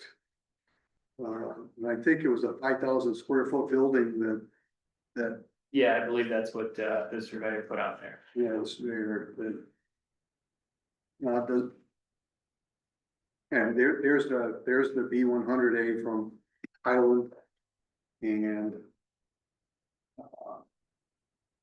yeah, the surveyor, somewhere in these notes, it's a 5,000 square foot building so it's a pretty good sized building to begin with. That this preliminary information shows it can support, so. So you're gonna buy all the way out to the cul-de-sac, Yes. the whole piece? Yeah, everything except for what Andy took off to this side. Hmm. So yeah, it's gonna be all the way down. And Ryan, do we have the pins installed for each of the, your corners of the lot line adjustment? I'm sorry, what was that? Please repeat. Do we have the monumentation or the pins, in place that delineate where the lot line adjustment is? That I don't know. This is really not, Jake's working with a surveyor for that. I know we requested it. And I know you Believe they- spoke to him. Did you mention that to him? I believe they have put them in. I can verify with him, and if they haven't, I can come out and restake it, but I'm pretty positive that they have staked the new property lines. I did have a conversation with your surveyor to that effect also. Yeah, I thought you did, Wayne. Yeah. Okay, yeah, so I guess, you know, when you set up a business over there, that's gonna take, and I was trying to look quick through the list of different things. And Yep. I didn't know what we're gonna call it, so I don't know whether it's special permit or site plan review at this time. To me, they're about the same, with the exception of the public hearing. But that'll go that way, you know, I was hoping that, somebody from Ben Franklin would be here tonight too, so that we could, you know, make sure that they understood that, since it was a special permit, and Wayne, you can pass that on to them, that, you know, we'll be looking for essentially, with, and again, I don't know because they're not here to tell us what, they're planning to do, but I think it's a substantive, change to the existing special permit that was approved, which means we have to go through the special permit process again, and we should show what we plan to do to remediate the digging that was done that you issued the stop work on. And Wayne, were we able to conclude that there was no perturbation to the state property there? It's all on Ben Franklin property? As best I can determine by my surveyor's eyeball. I don't think there was an intrusion, Okay, but everything's buried in poison ivy over there, and I do try yep, real hard. got it. So I think, unless, anybody's got any other questions for, Jake or Ryan, that's what they came here tonight to talk to us about. Jed, I have a couple questions. Go ahead. One is, I don't have the agenda up at the same time, so is this this at this point basically an administrative review that Wayne brought to the commission? Yeah, I would think that's a good word for it. It's not a site plan approval, it's not a, There's no action for us at this point. There will be action, and so we're just kind of getting a heads up that, that we'll be seeing something else coming down the road. Okay, And that's it's exactly disposal. what I meant. I really wanted to get the commission's eyes on because the you know, the combined wisdom of the commission is, you know, something I still need as a new zoning enforcement officer, and if the commission does not see anything that they object to, then we should have this filed pretty quickly. Okay, and my other question is for Mr. Surdam. And I don't know, because I'm not there in person, if there's a portion of the map that I can't see.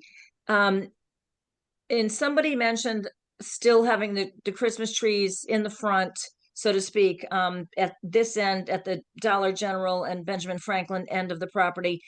Mr. Surdam, are you purchasing or leasing all of the rest of the land that goes down, of Mr. Fitch's land that goes down toward Bunker Hill Road?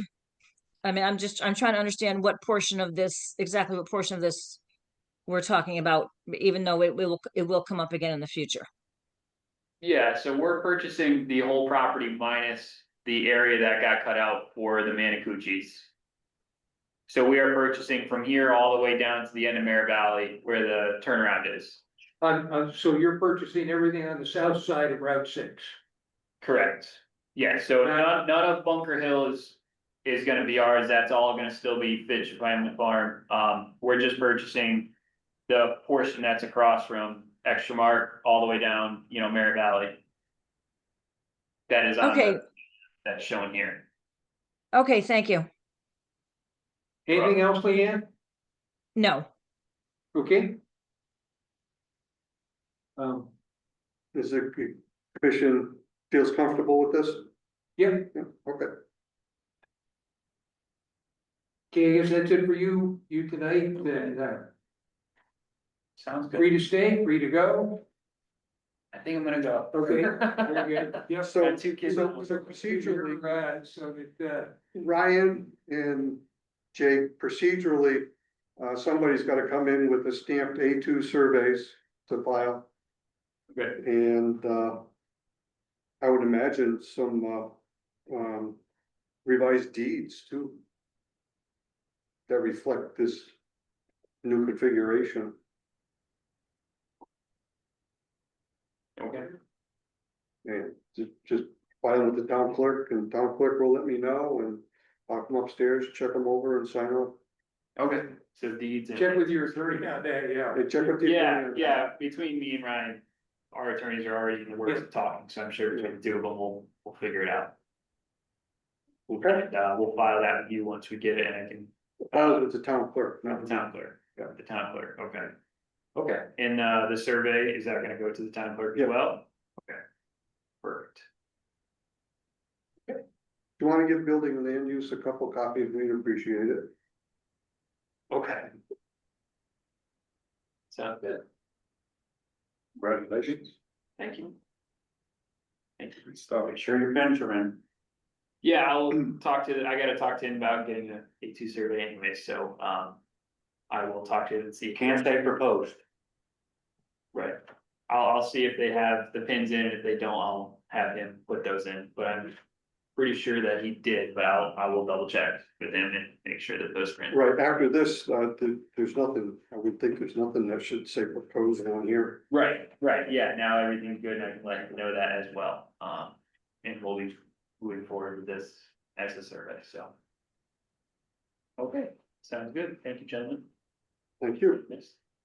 Thanks, Jake. Yeah, have a good night. Good night. Okay, next up is a discussion of concepts concerning possible zoning regulation changes. And this is something that I have worked on, well, we've been talking about some of these changes for a long, long time. My goal is to dovetail a couple of these changes in with, when we wrap up the change to, agritourism and make that just one entry into our regulations. And so, John, this is where if you could go to the, bring up the copy of our regs and we'll work through that a little bit.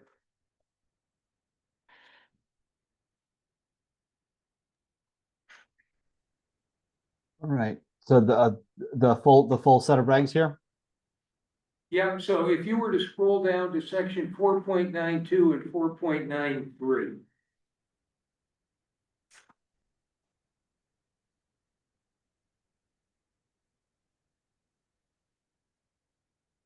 Okay, so, yeah, so. Back. When we were talking about a rear lot being developed over on. I guess it's Hendy Road, where we were trying to build a house in the floodplain over there. We got into. A lot of discussions about the width of a rear lot and what we really wanted was frontage on the rear lot. And so I crossed out the word width and put frontage there, because that's what we were wanting to see along the road. And I did the same thing in 4.93, and that's really all there is to it. We were trying to apply a width regulation to give us, make a lot with, without sufficient frontage along the road there, and we said at the time we should change that, so here it is. Yay! So I think that's pretty easy and straightforward. We'll come back to that. It gets a little trickier here in a minute. But that's that. My goal tonight is to hear the commission, make a motion and approve, setting a public hearing at some point on these changes.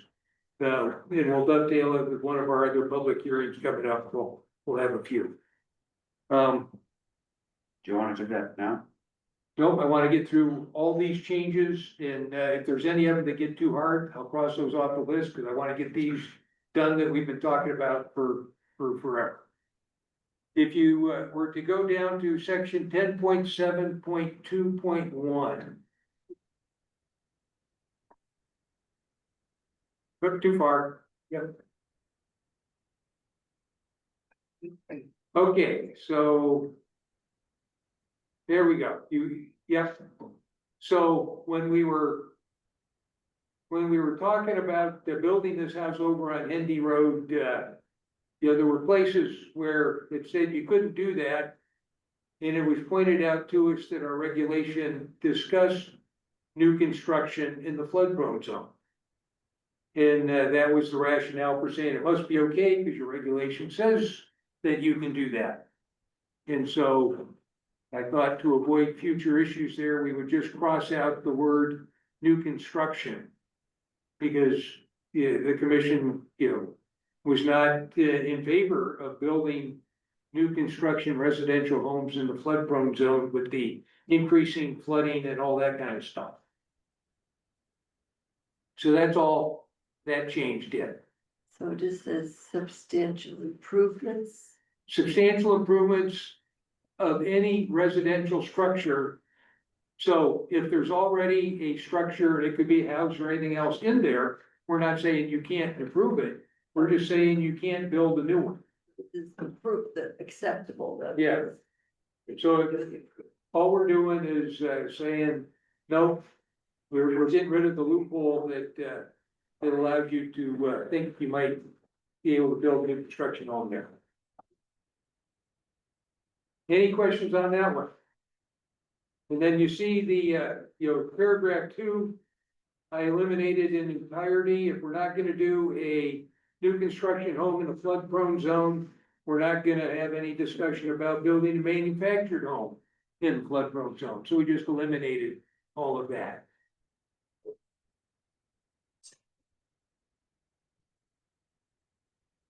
Okay. Next one is scroll on down to the graph on section 11.2 for the chart.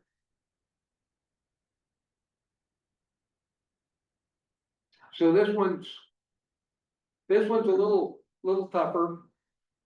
In this chart, we refer a lot in our regulations to frontage. We don't refer very much to width. And so, except for on this chart, and so I was replacing the word frontage with width. John, can you increase that? Gentlemen, a little bit? Maybe.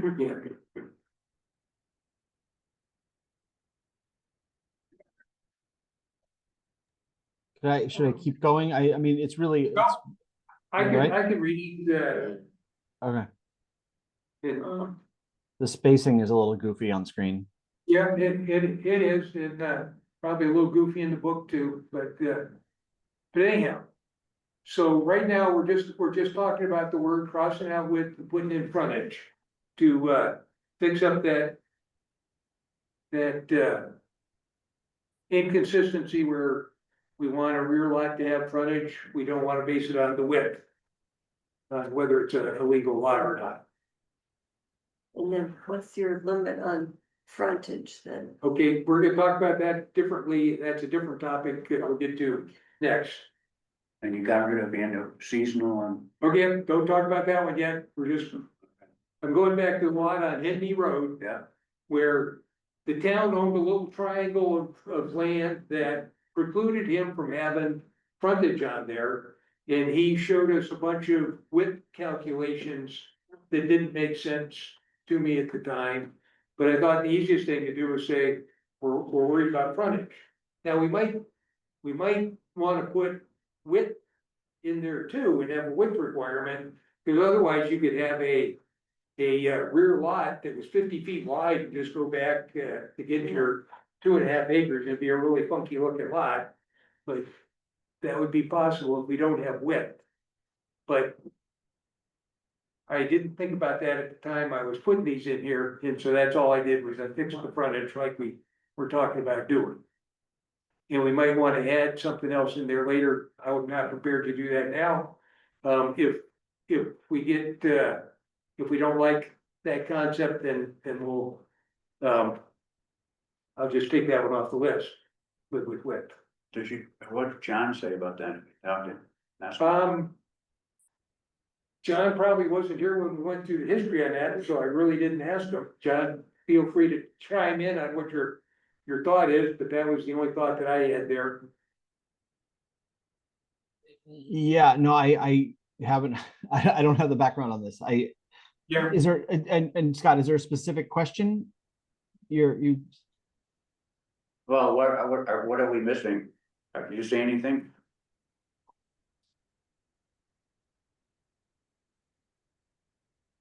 And we could be Yeah. missing something, you know, Yeah. I'm kind of a Something will come up. continuous improvement fan, It is. and all I can do is fix them when they come up. Right. Yes, I still have a problem with this frontage. I thought all you needed was a good width of a driveway. Cause I Width. see that Yep. in a lot of places. So if we were to go down underneath that in, you know, we would show Andover Rear District rear lot, 40 feet of frontage. That's how wide that driveway thing would have to be to go back to the rear flag lot. They normally look like a rectangle in the back there. I mean, we were calling it width, but it wasn't really width. It was just, that's the frontage along the road. So I'm crossing out width and put frontage in there. The frontage is pretty good then. Yeah, it's reasonable. You put a good driveway down there. Now we go over to Pine Ridge. And he had just barely 50 feet. And so when you go down, you look at ARD open space rear lot. It's 25, so he has double lot. 2 25-foot strips to get back there. And he had 50 feet running along the road there, just barely enough to allow him to do what he wanted to do. So that's how that one goes in with the rear lot discussion. But as far as width is concerned, when you're talking about a rear lot, you're still gonna have to have a certain amount of width because you have the side yard. You get setback, yeah, you do, Setbacks. you know, it's not like he can make this 40-foot Right. thing. In the, you know, the training session we did, the ABA training, you know, they were talking about that guy was told he couldn't build a house on this lot because he didn't have the setbacks, and he made the house 10 feet wide, about 10 stories high, just to, you know, piss off the planning and zoning guys. And, to prove that he could, in fact, build a house, and it was a funky looking house, but he must have had more money than he knew what to do with, because he did it. But that's, so that's that discussion, we'll go Chad, down. I'm sorry, Yeah. before you leave this area, could I just note one other thing that if you're, as long as we're sort of opening this up, Yeah, is, you know, this middle section of the table is minimum requirements. yes, And the right-hand column of the minimum requirements, before you get to maximum requirements, is floor area. Where you've got all these 500s. yeah, State law basically eliminated the town's ability to set a minimum square footage for residential dwellings.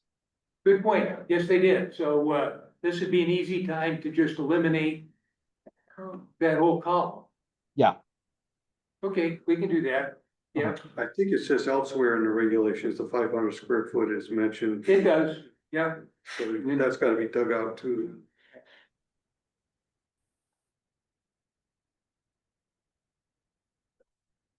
Okay, Where are we going next? so on this same page. Let's go up a little bit, so the first number that I changed on the front yard setback, Oh, on 11.2. can I?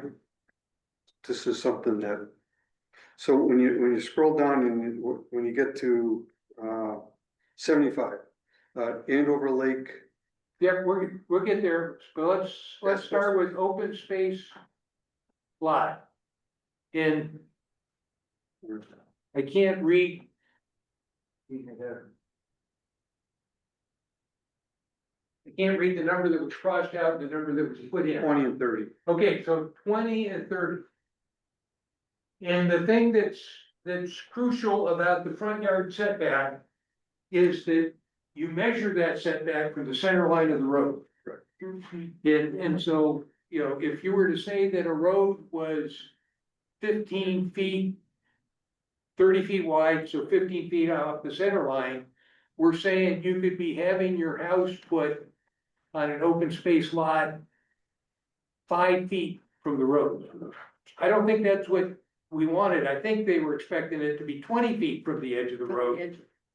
But I was going to, sort of be generous, and my recommendation was that we put it 30 feet. So we've got, you know, most of the town roads are 13 feet wide. That would give you like 12 feet, from the road. Maybe that's not enough, I don't know, but I knew that 20 was not the right answer when you're measuring from the center line. 30 is better, isn't it? Yeah, so 30 is better than 20. Yeah. Might be still too close, I don't know, but that's just what I put in there. Are there any houses over there that are that close? These are open space. No, I don't think so. You know, there's some, every now and then you see a real old house. As you're driving down country roads, it's right on top of the road. But, you know, we certainly wouldn't want anybody building something new that close to the road. Right, but that's Andover Lake open space. Yeah. So, No, that's ARD, ARD. yeah, that was the ARD one. not the lane. So that's, that was the discussion there. Moving down to the Andover Lake, we had seasonal. It's not seasonal. And my thought was that nobody in this day and age is gonna build a seasonal house on Andover Lake. It just, that's not what people are gonna do. They're gonna build a year-round house. And so the issue that I'm trying to avoid here is that there are some properties that did not meet the requirement for seasonal houses, and they're gonna wanna go to be in a year-round house. And what is the hardship, when they can't meet the 60,000 square foot requirement? You know, they're increasing the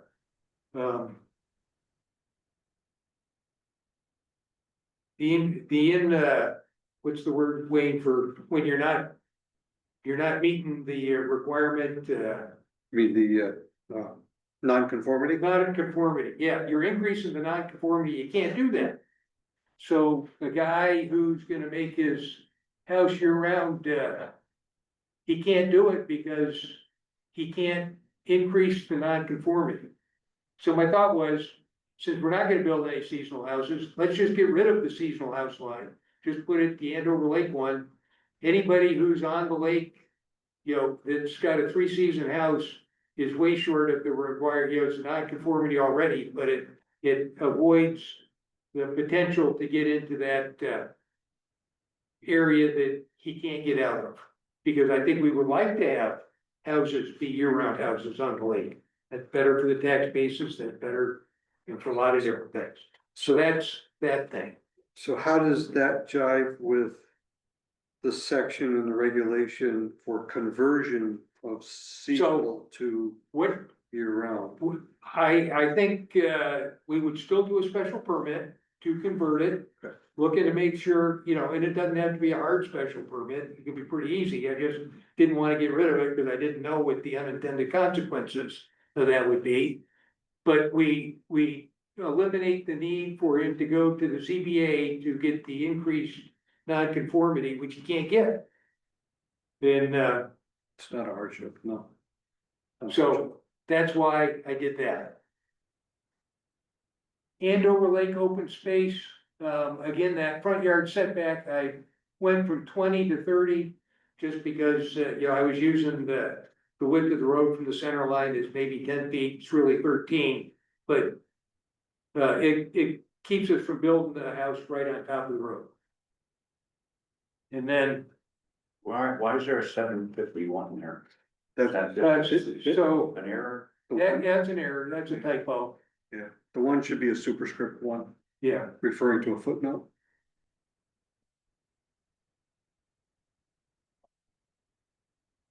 I wasn't changing all the little typos that are in there, there's plenty of those. And we can change those as we go without a lot of discussion, I sometimes do, fix past. That wouldn't require any Yeah. kind of, No, we just. can go that's fix just a that. typo, needs to be correct. The next one, I started thinking about it today as I was, trying to figure out why I was doing what I was doing. And using the same logic we've already talked about, business adjacent to an ARD had the frontage requirement of 10 feet. Okay, so that would put it in the road. I was backing that off to 25. But then I was asking myself, why is it in the line right above that? If a business is next to a business, we have a 45-foot setback. But if you're next to a residence, we only need something smaller. It seems to me it should be bigger, not smaller. And so, my thought was that 25 feet wasn't right. Maybe it should be 45, the same at least, and I'd be happy with doing that. But it doesn't make any sense to me that if you're next to a residence, you'd have a smaller setback, you'd want a bigger. So my thought at this point is I'll change that from 25 to 45, make it just like the line above. Okay, and I think that might be all the changes that I was proposing on that chart. And anybody have any questions or comments on the changes to the chart? That fixes up a lot of rough spots that I thought we had.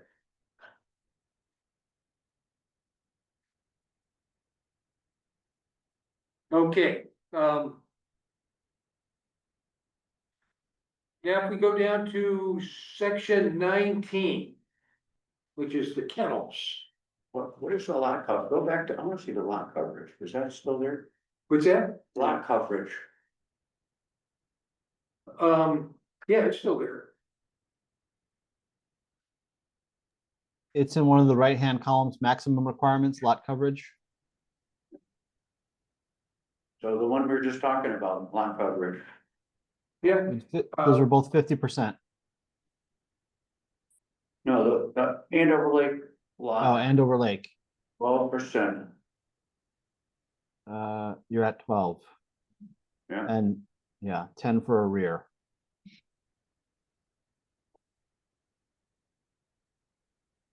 So we figure that out? for the Zola lot. Yeah. I did not figure that out. I figured with the It's in the, 2 acre lot. it is in the nutrient allocation. He's, I mean, I can bring that up, but I did look at it, it's not 10%, it's not 12%. He- I'm surprised. 2 acre lot, I mean, he's about a 2 acre lot, that gives you a little over 10,000 square feet. Yeah, yeah. So we'll check. That's a good thing to check, Scott. the nutrient allocation plan does capture those numbers. Yeah, it does. But.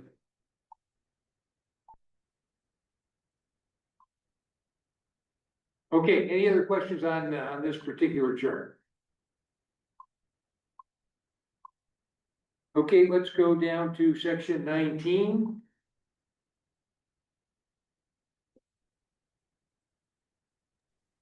Sorry. Okay, and 19, I'm on 19.2, where are we going? Yeah, well, start at the top, I can't remember, and it was a very simple concept, but. Okay, yeah, scroll down till you get some changes here, in the intent of this is when. Right there.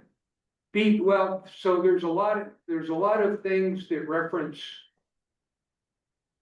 In addition to the requirements of section 19.2.6.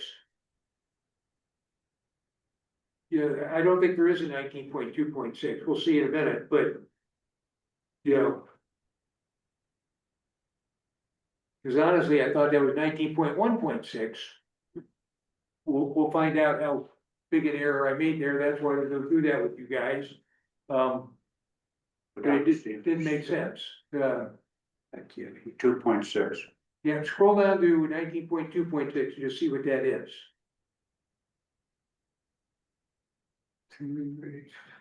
No, 19.2.6, sorry, I bypassed it. 19.2.1.2.2.3, and that's it. There is no 0.6.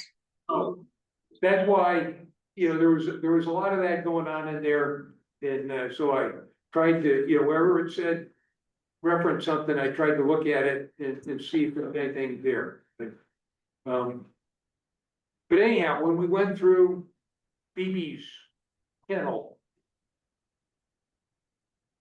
We concluded somehow that for a Class A kennel. You didn't need to have a public hearing. And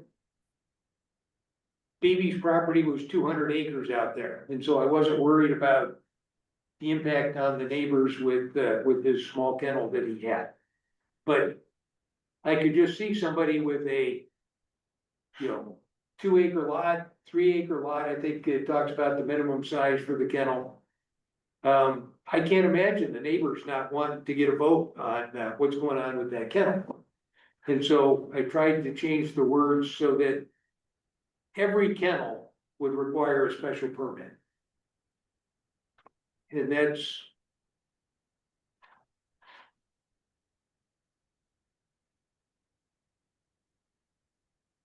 Yeah, so.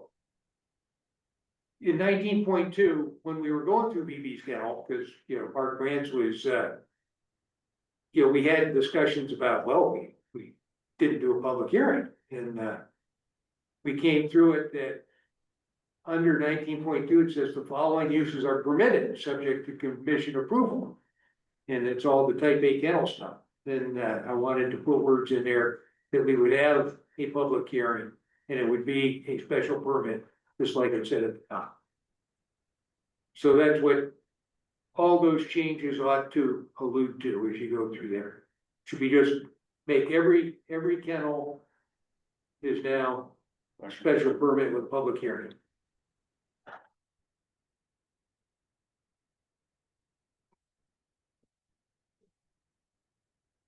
Okay, and that was all that I have in there right now. John, if you could scroll back up to 7A 0.9. This is the Lake District.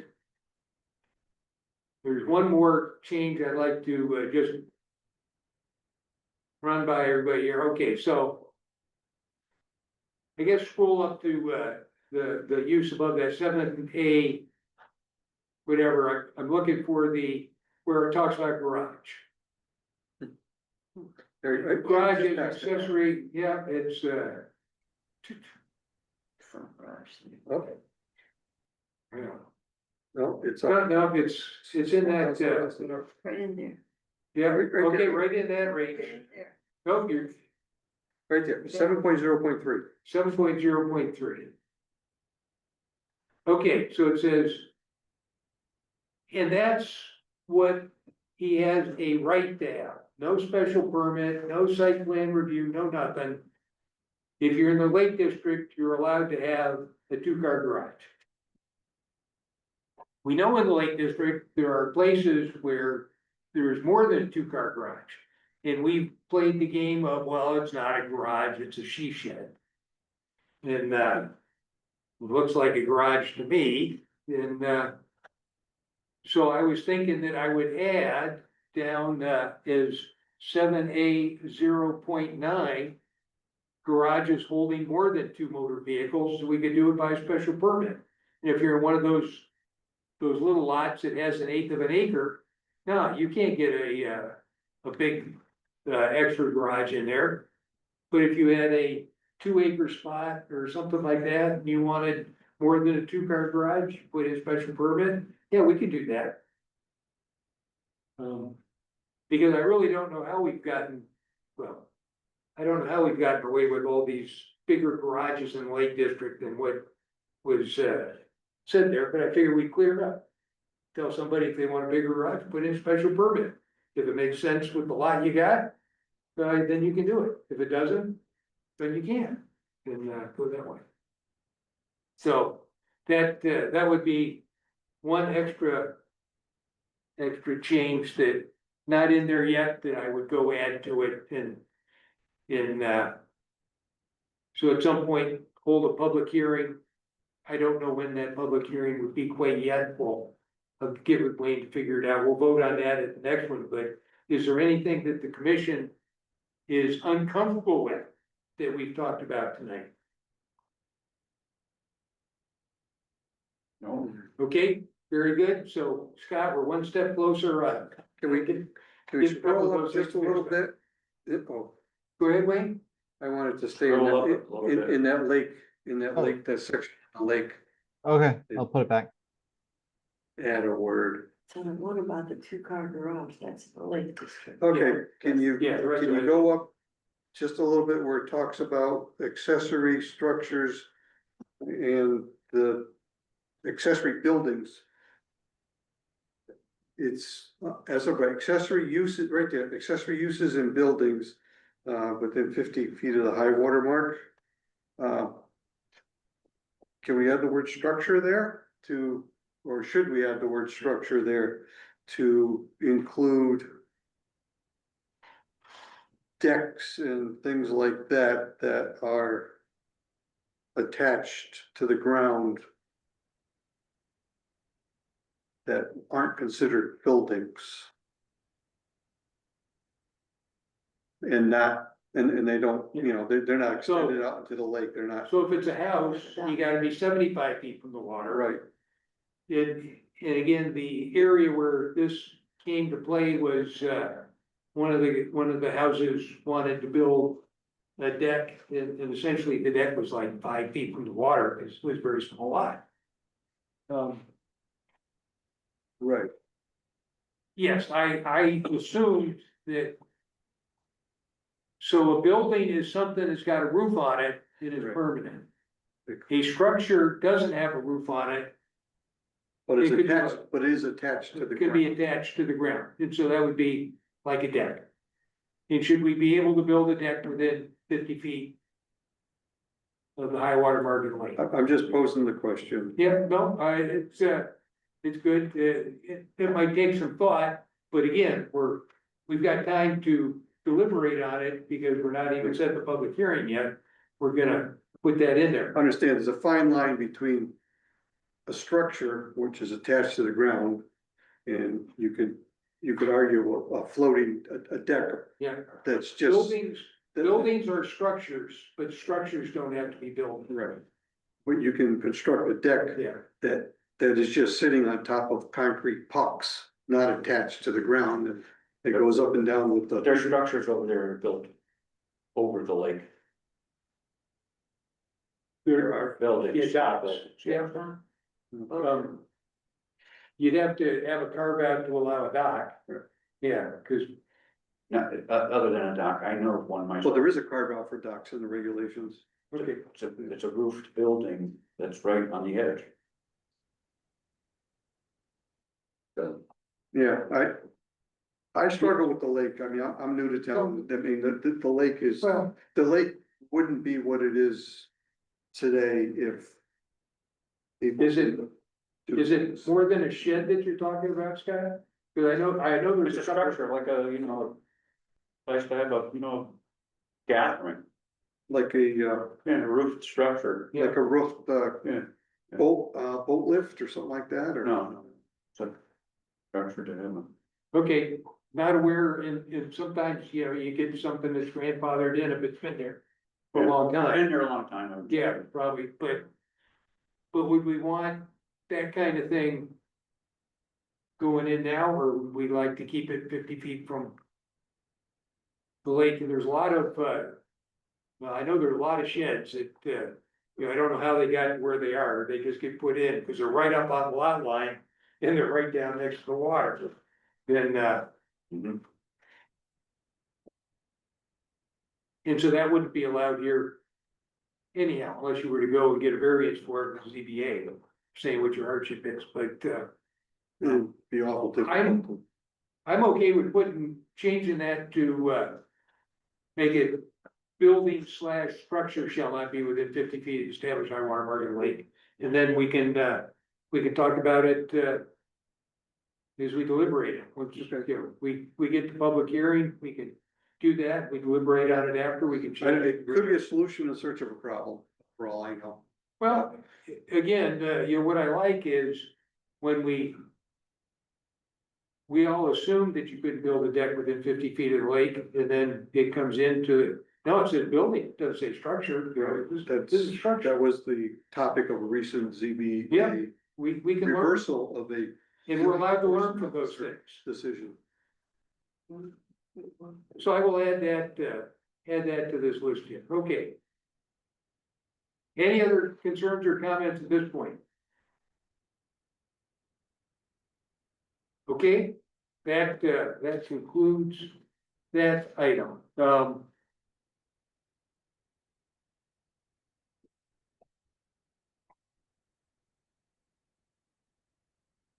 So at this point, I would like to make a motion that the Planning and Zoning Commission enter executive session for the purpose of discussing where we are in the restoration process for the gravel pit on Route 6. Personnel invited to the session include all commission members, CEO, and town planner. Looking for a second on that. A second. Thank you, Ann. Any discussion? No. And it won't take long.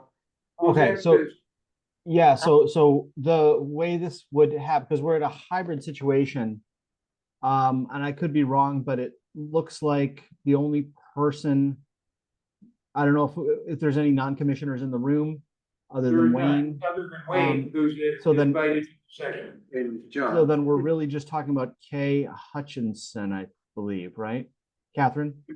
Probably at this point, yeah. So we would, She'd at this have- point, we probably have to ask her to leave. Oh, okay, Because you've got Leanne and Anne Marie online. I mean, I suppose I could set up a breakout room, I suppose, and bring you guys yeah, in. that's what I could, yeah, I could, okay. and I tried to figure out, you know, I said, well, it works out okay, everybody here in the room is invited, so it's easy. I didn't know that there would be another. How about trying it and see? Okay, The, I'll create a breakout room and bring everyone over to it, other than Catherine.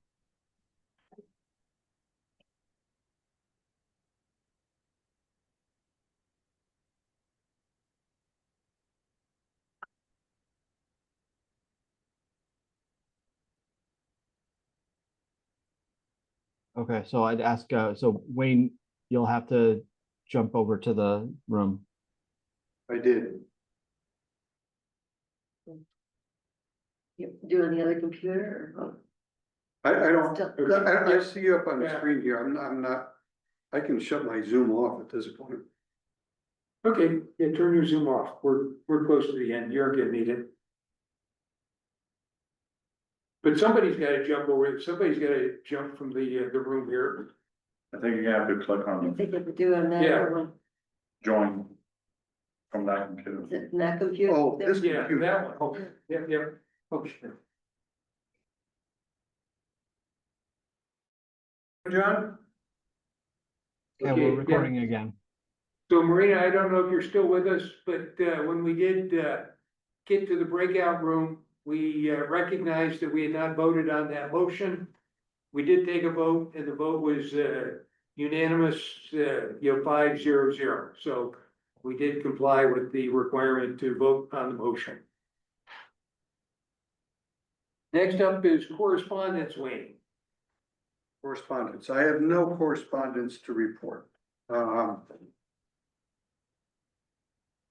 do want to let the commission know that, there are, 2 lots on Bunker Hill Road in the, process of submitting site plans to construct residences. One is 115 Bunker Hill Road.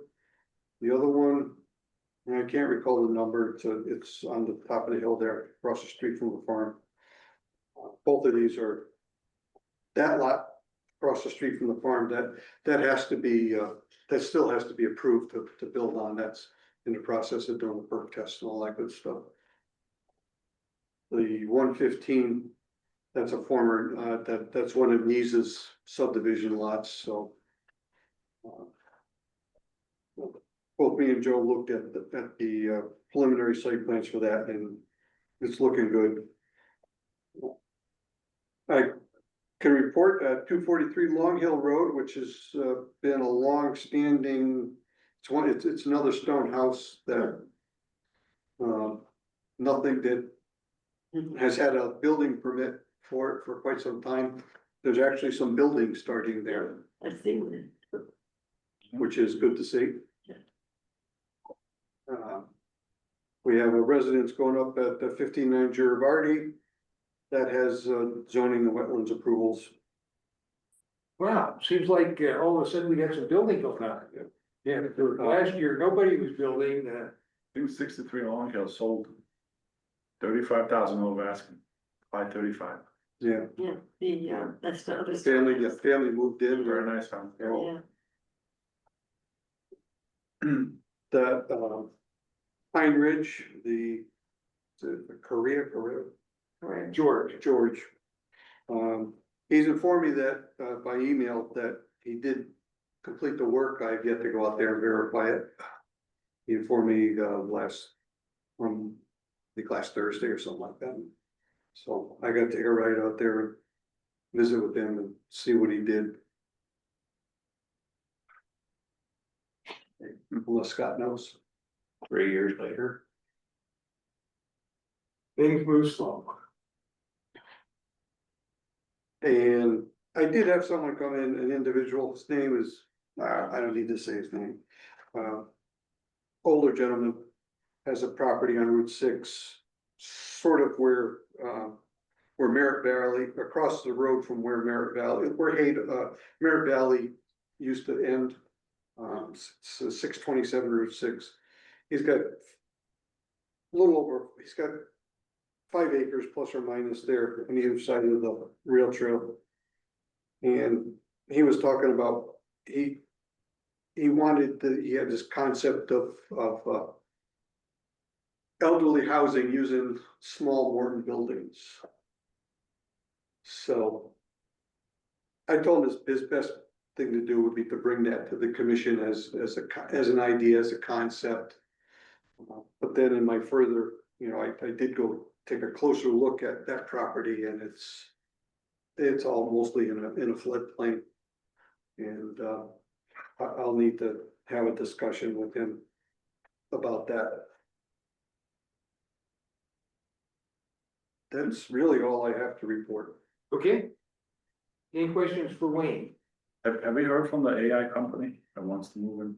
I think they disappeared, dropped out, gone away. So they're not gonna No, pursue that? no, they looked at Lindholm, they did look at Lindholm's corners. But nothing happened with that. That property that they were looking at Skinner Hill is in contingency now. With someone else? Was, I don't know who, I just Yeah. see it on Realtor.com. It's in contingency. And then I noticed that 45 acre lot on Wheeling Road that's listed. Yeah. There's a concept for 13 residences, 13 resident subdivision on that 45 acres that the real estate company is pitching. Interesting. I mean, that's been there forever. Yeah.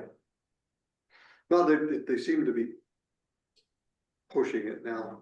So it's gonna be like a community, like a association, or it's just No, it just, it looks like, Development. it's nothing, it's just something a real estate agent is Put together. putting out there, okay. you know, here, buy this, Developer. you can do this and I'll make a good commission.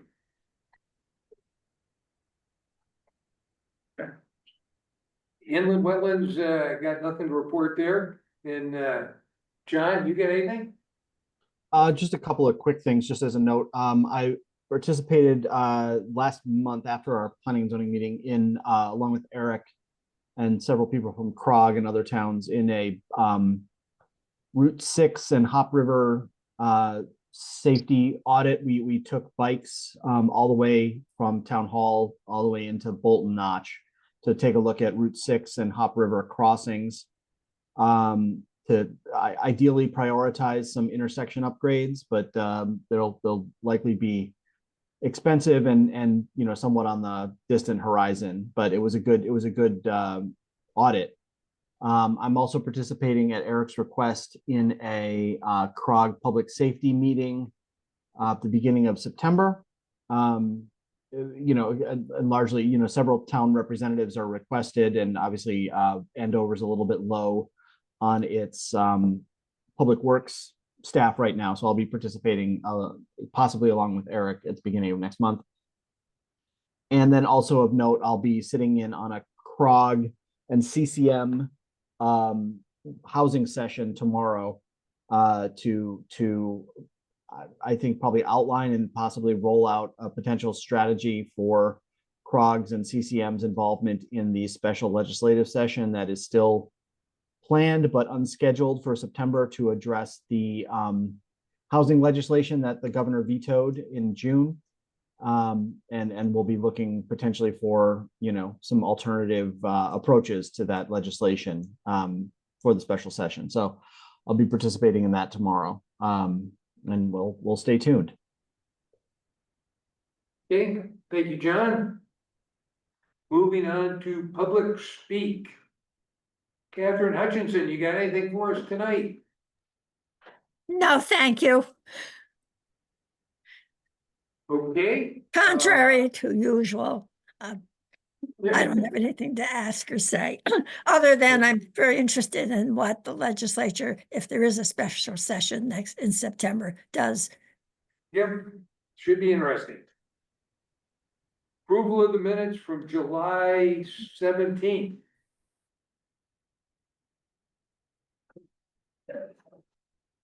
I'll make a motion to approve the minutes from the public hearing and the regular meeting that were held on Tuesday, July 15th, 2025.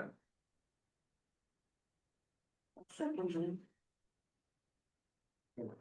Just trying to check the calendar here. One place said July 17th, the minutes themselves said July 15th.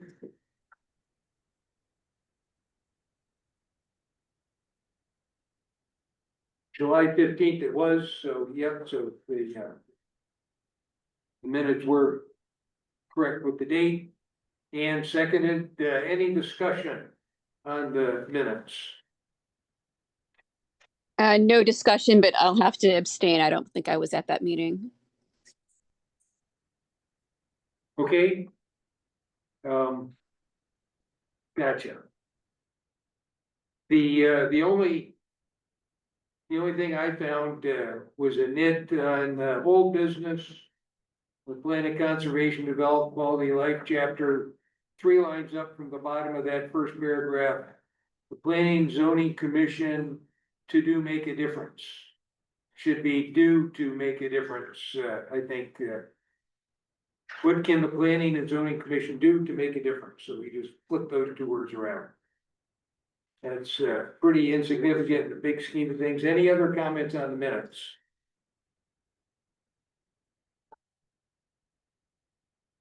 Make a motion to approve the minutes as amended. Thank you. Thank you, Ann, for the second. Call for vote, Ann? Aye. Scott? Aye. Leanne? You're muted, Leanne?